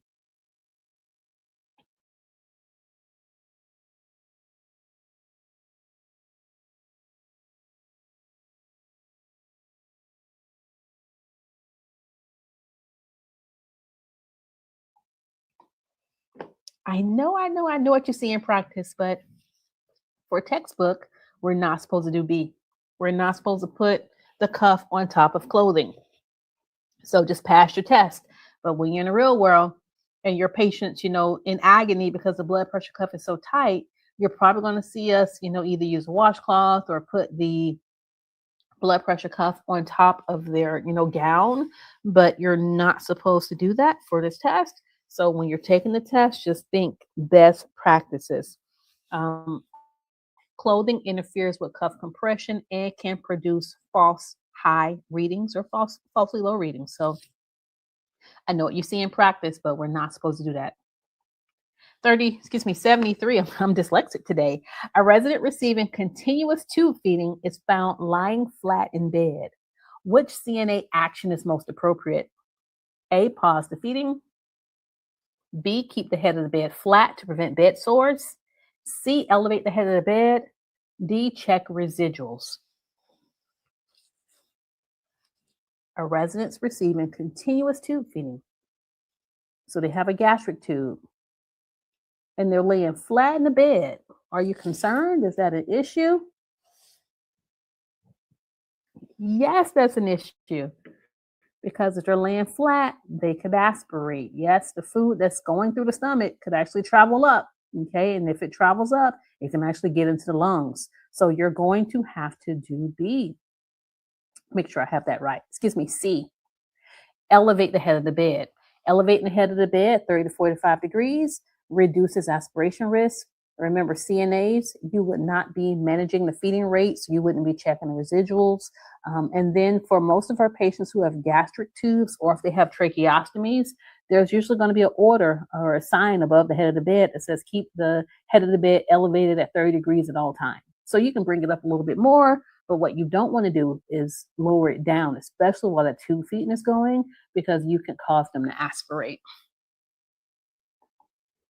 And so let me just go back to that. So if you have to give them a bath, your nurse would show you how to do so. Your nurse would come in and your nurse would pause the machine. So this question did not talk about a bath. You would pause the actual pump. And that way you can lay them down safely, give them a bath.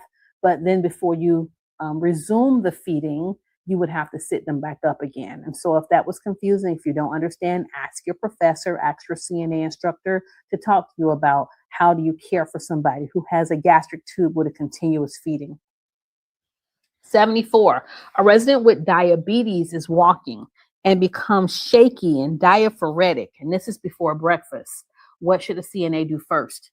A, assist the resident to sit safely. B, offer juice. C, check their blood glucose level. D, notify the nurse.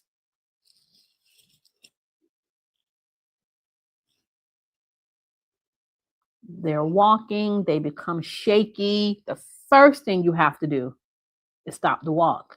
You have to get them to safety. So the answer is going to be A. They need to be sitting. So safety comes first. CNAs may not treat hypoglycemia, which is low blood sugar levels, or check the blood sugar unless trained and delegated. So you get them to safety, you call that nurse. You can scream for the nurse also. You don't always have to wait for a button. You can scream nurse or that you need help and someone will come to you. But get that patient seated because we don't want them passing out. And if a patient does begin to fall, you are to guide, you are to lower them to the floor. Don't try to break their fall with your body because they can actually fall on you. And now we have you and the patient injured, and that's not good. 75, a resident repeatedly presses the call light without an urgent need. The CNA action, which CNA action is most appropriate? A, disable the call light. B, ignore future calls. C, assess needs and set expectations. D, report the resident to the nurse. So she just keeps calling and keeps calling and keeps calling. There's never anything important. She just keeps calling and keeps calling. So what are you going to do? And your answer for every question cannot be reported to the nurse, okay? Because you have a job to do and you're going to learn how to communicate with these residents. So it's going to be C. You're going to assess needs and set expectations. So addressing unmet needs, such as clustering care. Mrs. Lucas, I do understand that you've been pressing this button a few times. So is there anything I can get you now? Because I won't be able to come back in your room for an hour. I have to give a bath. I have to go transfer this patient. So it's going to be a little bit. Let me get everything you need now. Would you like to go to the bathroom? Would you like some water? Is your TV show on? Would you like some coffee? Cluster that care. And that often reduces repeated call light use, okay? 76, which behavior may indicate depression in a resident? A, withdrawal from activities. B, increased energy. C, improved appetite. D, frequent laughter. Which behavior may indicate depression in a resident? That's right. It is A, withdrawal from activities. So social withdrawal is a common sign of depression. And so with your elderly patients, they may stop playing bingo. They may stop knitting. They may try to stay in a room all day. They may start eating little. So you're going to be the one who can, actually observe those, make those observations and notify the nurse so we can get someone, your nurse, of course, will talk to them, but sometimes they do need mental health therapy. 77, a CNA is assisting with feeding when a resident pockets food in their cheek. What is the best CNA action? A, continue feeding slowly. B, stop feeding and cue the resident to chew and swallow. C, leave the resident and notify the nurse. D, squeeze the resident's cheeks to encourage them to spit the food out.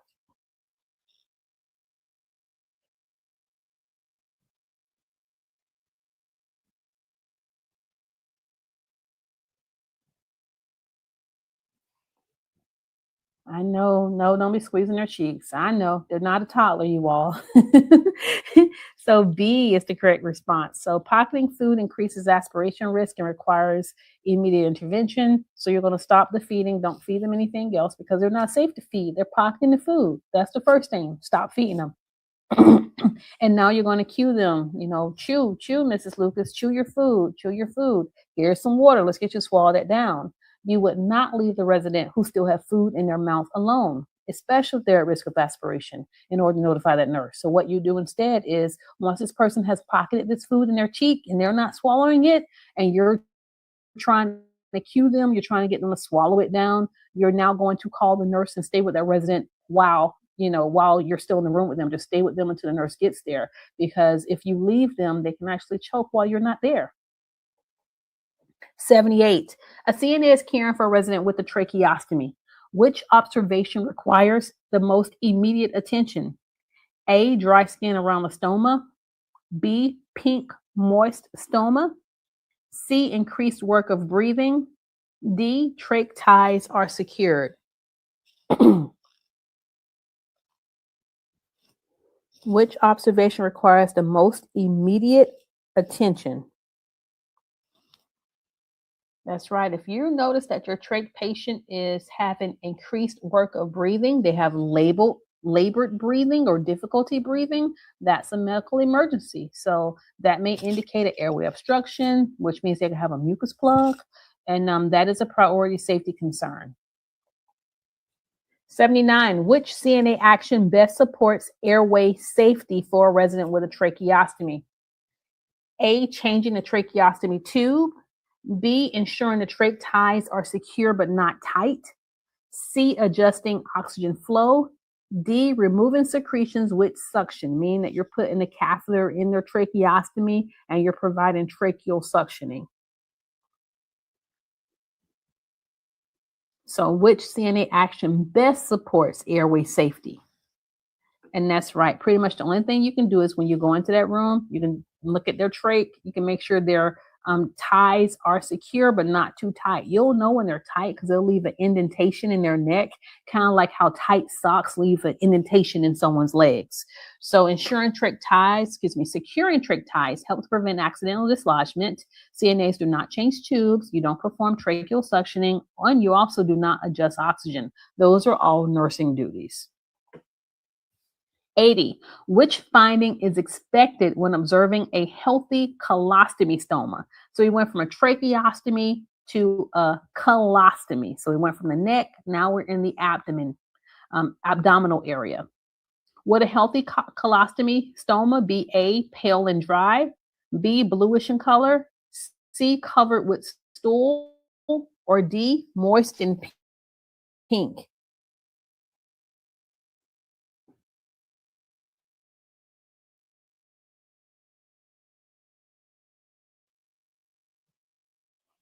That is right. No, we don't want it covered in stool. That's going to irritate it. The stool should be dropping down into the bag. So the answer is going to be D. It should be moist and pink.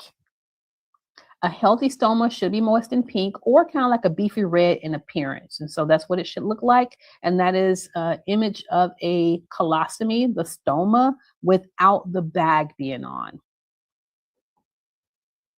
81. Which of the following is an objective observation? So you have to know objective versus subjective. Would it be A, Mr. George's oral temperature is 98.6. B, Mr. George says he feels warm. C, Mr. George appears ill. Or D, Mr. George reported feeling feverish, which means he felt hot.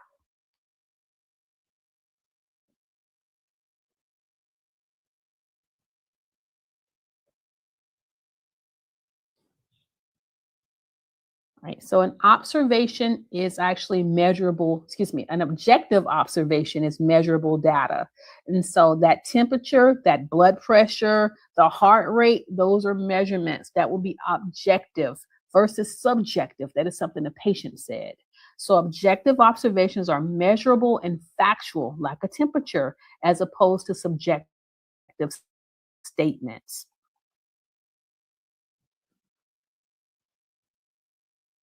82, an IV pump is beeping while the resident is resting quietly. What should the CNA do first? A, silence the alarm. B, check the resident and IV tubing. C, turn off the pump. D, ignore the alarm. E, immediately notify the nurse.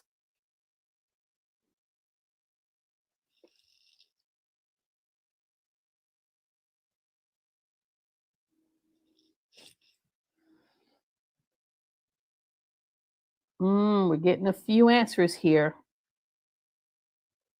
I'm going to tell you why the answer is not E, not initially. Because you're in the room, the patient's arm could be bent. It could be causing an occlusion. So just simply repositioning, putting the pillow under the arm could stop the IV from beeping. So it's going to be B. You're going to check the resident and the IV tubing. So CNAs assess the resident and obvious issues such as kinks due to positioning before anything else. And now once you have repositioned that arm and that IV is still beeping, that's when you would call the nurse to come in to assess. You do not touch the IV pump. Or excuse me, you don't make any changes. You don't pause the IV pump. Your facilities usually will not allow a CNA to do so. 83. Which CNA observation suggests constipation rather than fecal incontinence? So those are two opposites, constipation versus fecal incontinence. A, frequent loose stools. B, involuntary stool leakage. C, skin irritation around the anus. D, abdominal discomfort and infrequent stools. Which observation suggests constipation?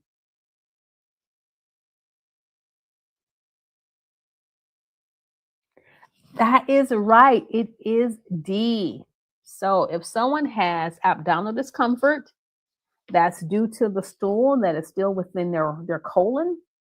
And the infrequent stools, the stool is hard to pass. So constipation presents with infrequent difficulty stools and discomfort. 84, you have a resident with a tracheostomy who cannot speak. Which CNA action best supports communication? A, speak louder. B, ask only open-ended questions. C, use a communication board. Or D, answer questions for the resident. So not all patients with a tracheostomy have a speaking valve, okay? Especially not in the hospital because this could be a newly placed tracheostomy and it may take days or weeks before they're able to have their speaking valve placed. So right now you have a patient with a trach and they cannot verbalize their needs. How do you best support communication? Yes, it's going to be C. We're going to use a communication board.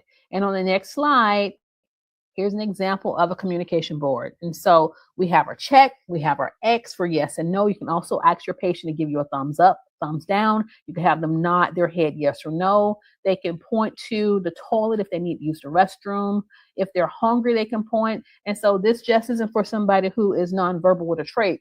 It's also for somebody who speaks a different language. So your hospitals have communication boards. And if not, go ahead and download our test packet either from our website, fltraining.com, or from our YouTube store. And that way you can download the slides so that you can have your communication board also. And so this is how a patient would communicate with you if they're not verbal. They can just point instead. 85. What does it mean to burp a colostomy bag? A, gently releasing trapped gas from the pouch. B, removing the pouch from the stoma to allow the stoma to get some air. C, cleaning stool from the stoma. Or D, irrigating the colostomy. What does it mean to burp a colostomy pouch? That's right. You are learning new terms today. Absolutely. You all, when a patient with a colostomy, if they eat beans or something that produces a lot of gas, remember, they're not able to pass their fecal matter or their gas the normal way. It's coming through their stoma. And so, with that bag, all the air, the gas can become trapped, and it's going to cause your patients discomfort. They're going to start cramping. How do you feel when you can't pass gas? And so, whenever we are burping a colostomy pouch, we are just removing the bag or opening the bag to allow the trapped gas to escape. That's going to help reduce pressure, the ballooning or that outpouching, and it's also going to help with the patient's discomfort. Most of your facilities do not allow air freshener. So a lot of our nursing staff, whenever you're taking care of patients who have colostomies, you want to go in and wear a mask and all these other things. I'm going to ask that you don't do that. I'm going to ask that you don't do that, that you're going to have to learn how to control your facial expressions. Why? This patient already has, a image, a disturbance complex, and now you're going in. They don't have any respiratory issues. You're going in with a mask because you don't want to spill their fecal matter. Meanwhile, you're leaving them in the room, sitting there with it, and they don't have any air freshener either. And so you're going to use your empathy. This patient could have had, colon cancer. Maybe they were shot, a motor vehicle accident, and now they have this colostomy. They have to learn a new way of life, and you come in wearing a mask. Don't do that. Okay.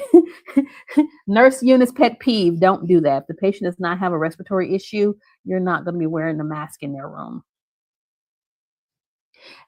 86. Yes, I hope you have the pen and the paper that I asked you to get earlier, because now it's time to do some math. A resident drinks 6 ounces of juice. Approximately how many milliliters or mLs should the CNA record? And the ratio that you have to learn as a CNA is 1 ounce is the equivalent of 30 mLs. So it's a 1 to 30 ratio. 1 ounce is 30 mLs. 2 ounces would be 2 times 30 would be 60 mLs. Your patient drank 6 ounces. How many mLs did he or she drink? All right, I'll give you about 30 seconds. And I'm so proud of you all for staying this long. We're almost on question 100. Remember, my goal for you this year is for you to earn your CNA license. And once you earn that license and you pass that test, come back and let us know that you passed. We appreciate you so much. We would not be here if it wasn't for viewers and subscribers like you. So thank you, and thank you.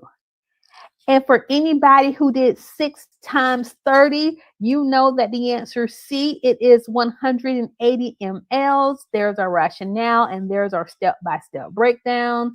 The resident drank 6 ounces. Each ounce equals 30 mLs. You will multiply 6 by 30, which would be 180. But we have to put our units of measurement. Look, when you're taking your CNA test and you have to document urine output and you don't put mLs or cc's behind that number, you will not be successful. So don't forget, getting the number is not enough.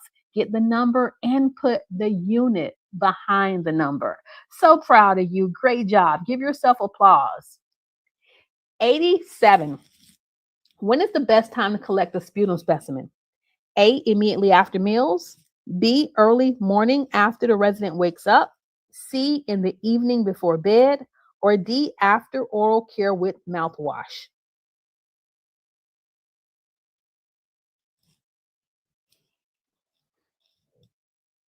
When's the best time to collect a sputum specimen?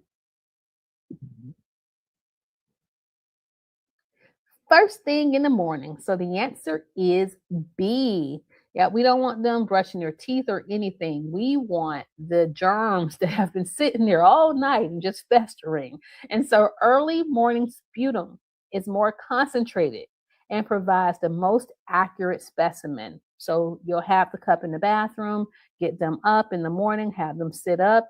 And, as you take them to the bathroom, you hand them the sputum cup. Make sure they know it's for sputum and not for urine, but hand them the sputum cup so they can go ahead and they can cough and get that morning specimen, and then you can take it to lab. 88. Which of the following is a legal responsibility of a CNA? A, supervising other CNAs. B, teaching other CNAs. C, mentoring other CNAs. Or D, none of the above.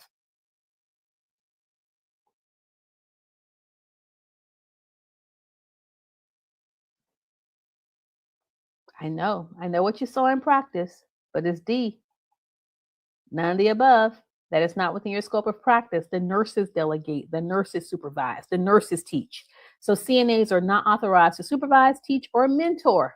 I know what you see in the facilities. I just need you to pass your test. They focus on providing patient care under the supervision of a nurse or an advanced healthcare practitioner. That can be a nurse practitioner, it could be a physician's assistant, it could be a doctor.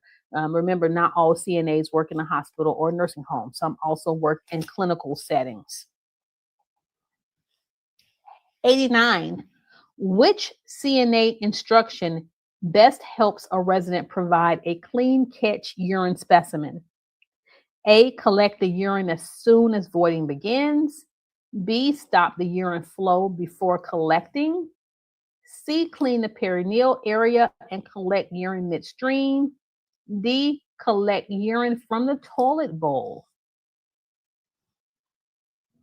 If you do D, just go ahead and don't even take the CNA test.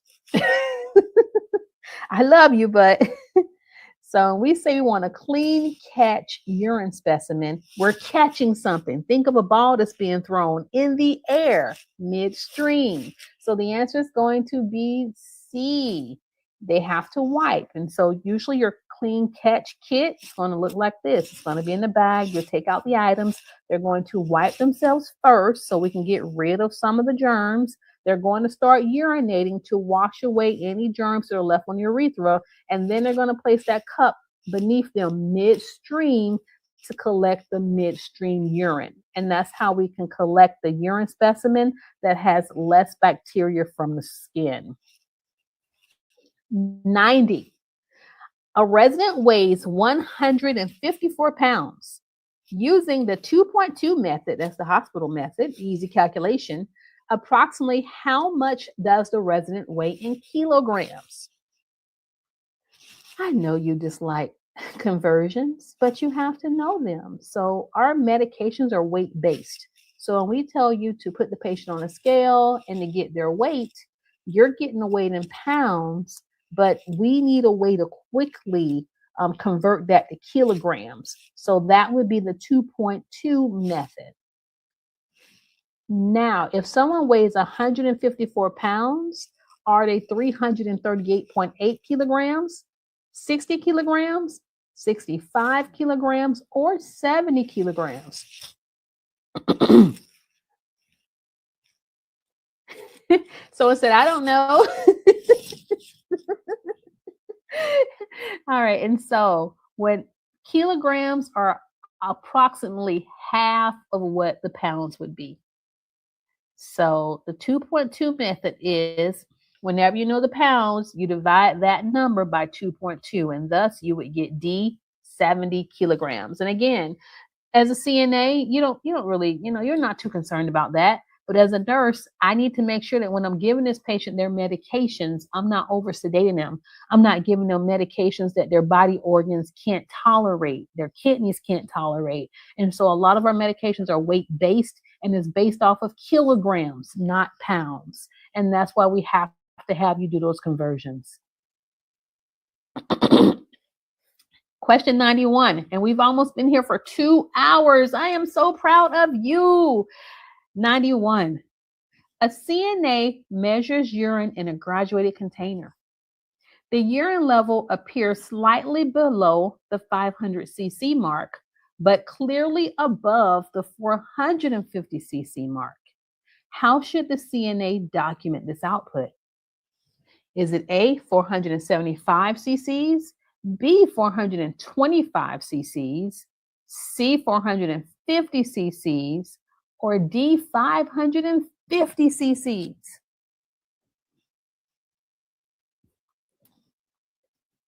I told you this is the best CNA practice test for 2026. Yes, I will have more, but I want to start off with a long one for the beginning of the new year. And that way I can make sure that you have enough time to sufficiently study. All right. This one's tricky. Here we go. Look at that urine mark. It's between 450 and 500. The little line in between 450 and 500 would represent what? It's in increments of 25. So if you said A, 475, you have it. That is the correct response. And so whenever you are taking your CNA examination with Prometric, usually you're allowed to be 50 cc's away or 50 cc's off. You have a range. And so anything between 450 and 500 would have been accepted, but I did not give you 500 as an option. I gave you 475. So when the level is between 450 cc's and 500 cc's, documenting 475 cc's reflect accurate estimation within the accepted range. Don't forget, you have to put cc's or mLs behind your output for your CNA examination, or you might fail your test. 92. A resident has a Jackson Pratt or a JP drain after surgery.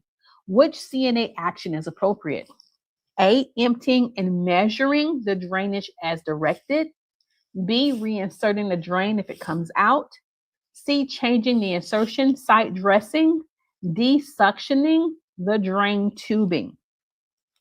And for those of you who have never seen a Jackson Pratt or a JP drain, I'll show you on the next screen. Again, as a CNA, you're going to learn so much. You're going to learn a lot about the body, a lot about medical procedures. You're going to learn how to communicate with patients, families, nurses, doctors. It's also going to teach you whether or not a career in nursing is going to be good for you. Okay. And so 92, the answer is, of course, A. And so these are the JP bulbs, okay? And what they do is they evacuate, they drain fluids. What kind of fluid would a person have after surgery? Blood, okay? So CNAs may empty, measure, and record JP drain output. However, reinsertion, dressing changes, and suctioning, all of those are outside of the CNA scope of practice. Usually if we do connect those to suction, it must be something major going on. That patient's going to be in ICU. They're not going to be on a regular floor. 93. Which JP drain finding should the CNA recognize as abnormal? A, small amount of light pink drainage. B, gradual decrease in output. C, sudden increase in bright red drainage. D, drainage present in the bulb. Which of these would be abnormal?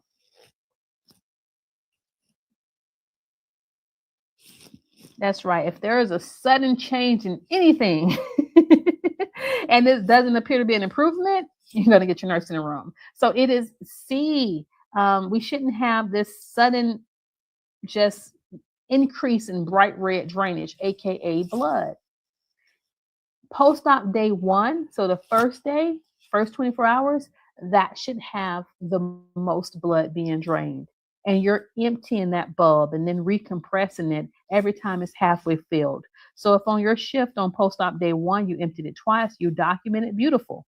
Now on post-op day 2, you shouldn't have twice that much drainage, so it should gradually over time be less and less drainage until there's no more drainage, and then the doctor can come in and remove those drains. 94. What does the term emesis mean? Is it stool, vomiting, sweating, or urine? Emesis. Say it with me. Emesis.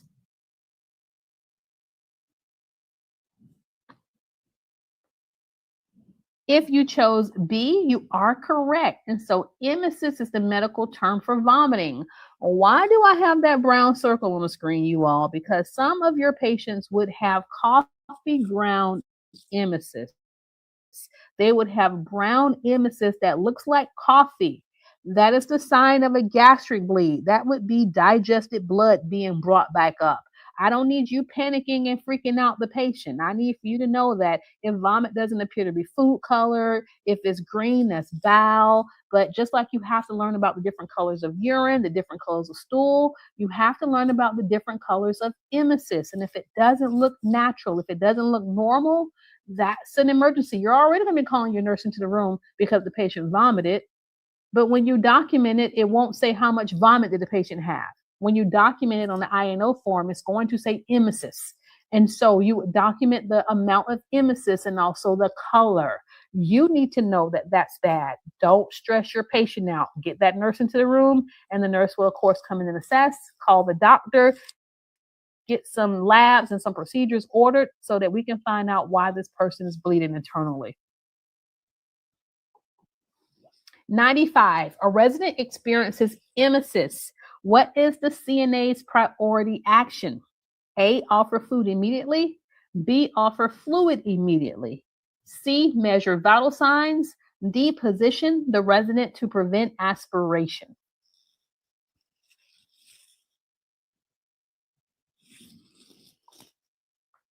One of the worst patient experiences I ever had was a patient who had cirrhosis of the liver, and he was in the medical ICU. And we gave him medication to decrease his ammonia levels. And he had a bowel movement from his head to his feet. I laid him flat. And as soon as I laid him flat, he started vomiting. He aspirated, you all. And so that was so traumatic. I still think about that patient to this day. So whenever a patient starts to vomit, you're never laying them flat. Unfortunately, he was flat when he started vomiting, laying in pool of fecal matter, but we had to get him to his side as soon as possible. Okay, so if your patient can tolerate sitting up, you can sit them up. This patient was unconscious, so I couldn't sit him up. I had to turn him to the side. But you repositioning your patient once they start vomiting is going to help prevent aspiration or the worsening of that aspiration, and it's going to help protect their airway. 96, a patient with prolonged bleeding after a small cut might be prescribed which type of medication? A, vitamins. B, insulin. C, anticoagulants. D, antibiotic ointment. So while you don't give medications, you have to know about medications. And so if your patient's bleeding and they just have a small cut on their finger, you're like, why are they bleeding so much? It's just a small cut. It's probably because C, that's right, they're on anticoagulants. And so earlier we mentioned a patient who you put tape on their face because their oxygen, they were taking their oxygen off and on. Well, when they have thin skin like this, it's a sign that not only are they, a bruiser, they're also a bleeder. And so when you go into your patient's room and you see somebody with ecchymosis, the reddened areas on their skin looks like they've had previous skin tears, that should, one, let you know that you have to prioritize safety, because if they fall, if they injure themselves, they're going to bleed. Two, that they're probably on an anticoagulant or a blood thinner. So anticoagulants are medications that slow down blood clotting, which can cause prolonged bleeding even from small cuts. Patients taking these medications may bleed longer than usual and require closer monitoring for bleeding, and require you as the CNA to perform every skill safely, to turn them slowly, to not tear their skin, because if you do, they're going to have a harder time. We're going to have a harder time controlling the bleed, number one. And then number two, their skin is just going to be tore up. So the care that you provide actually matters.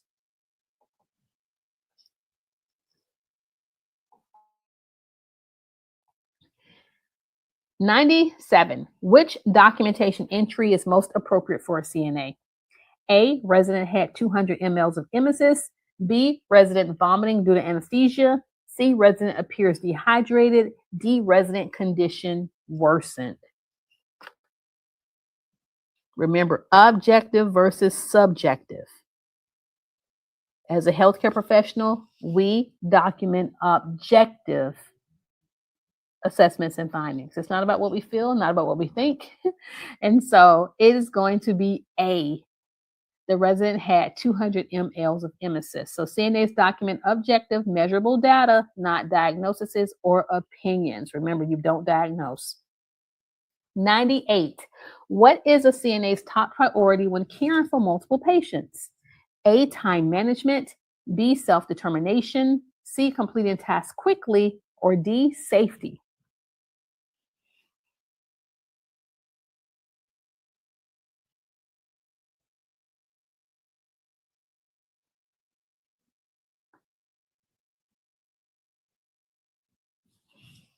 Yes, yes. I know you want to be prioritizing time management, but that comes second to you keeping your patients safe. So the answer is D. Patient safety is a primary concern as it prevents harm and ensures well being.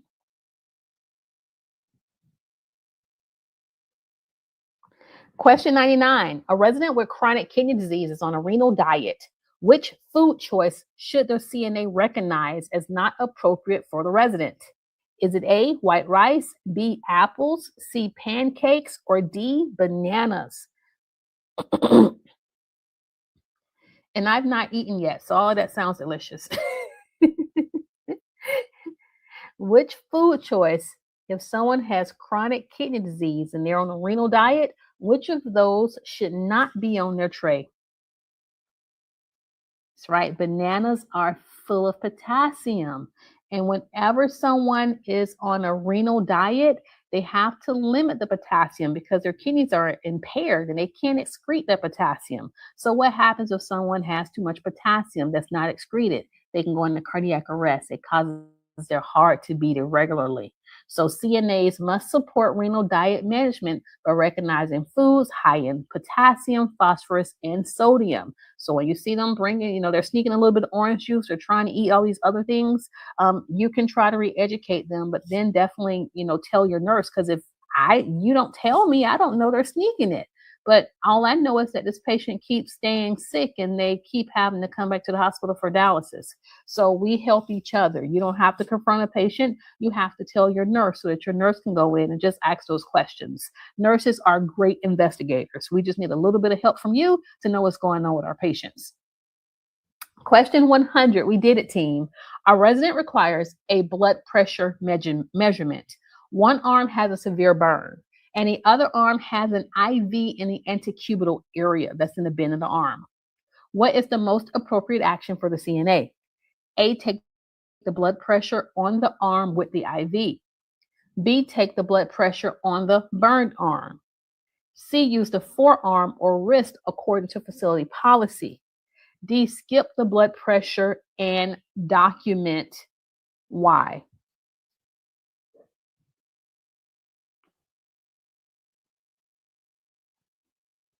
Oh, yeah. I'm looking at all these answers. I am so proud of you because you understand that we cannot take the blood pressure on the arm that is burnt or the arm that has a AV fistula, their dialysis site, or the arm where the person has had a mastectomy. So instead, it's going to be C, the one arm that we have that is usable. You cannot put the blood pressure cuff above the IV because that would blow the IV. Some of your facilities will allow you to go below the IV, the forearm, or they will have wrist blood pressure. An AV fistula, which is the dialysis site, or above an IV. Using an alternative site, such as the forearm or wrist, following facility policy, talk to your nurse, supports patient safety and accurate measurement. And if that doesn't work, we can also take a blood pressure on the calf. Talk to your nurse if you need help with that. Guess what, team? I am so proud of you. We did our 100 questions. Let's go over our bonus question. How can viewers best show their support for me, Nurse Eunice, and Florida Training Academy? A, by buying our new CNA exam prep study guide. Both discounts are available for schools and educators. Hint, hint. B, purchase the printable version of this practice test that says for $6 is $7. C, like, share, comment, and subscribe. Or D, visit our our website, fltraining.com, for class schedules, our CNA exam prep book, and downloads or eat all of the above. That's right. It is E, all of the above. Supporting us, myself, and my business through engagement, sharing, and purchasing resources helps advance our borderless classroom and expand access to high quality, affordable healthcare training from learners worldwide. Look, I spent 2 hours with you all, and I just love it so much. I want you all to pass your exams. I want you to be successful. I want you to be the best caregivers possible. And if you would like, yes, we have our YouTube channel memberships. You can join at the Study Buddies level for $4.99 or the Scrubs and Ambition level. And what I do for my shorter tests is I make sure that I upload those tests into the post so they can actually download the tests so they can not just see them on so practice on their own. And so there are perks to being a member. We do appreciate our members, and I just want to say that caring CNAs make or become caring nurses. So you're doing this the right way. You're starting right now. I know it feels like you're starting all over again or you're starting at the bottom, but don't look at it that way. You're starting off fresh. The facilities are going to love you. You are not tainted. You don't have any bad habits, any bad techniques. You're going to learn the skills. You may even go to nursing school, or you may decide that nursing school isn't for you, and you may want to be an occupational therapist, a physical therapist, a case manager. Look, the door is wide open. We just need you to get in. So get in. Remember, this race is yours. You're not competing with anybody, and I know that you're going to do well. Thank you for watching. Thank you for subscribing. And I love you. Have a blessed day. And congratulations on passing your CNA exams. Bye, everybody.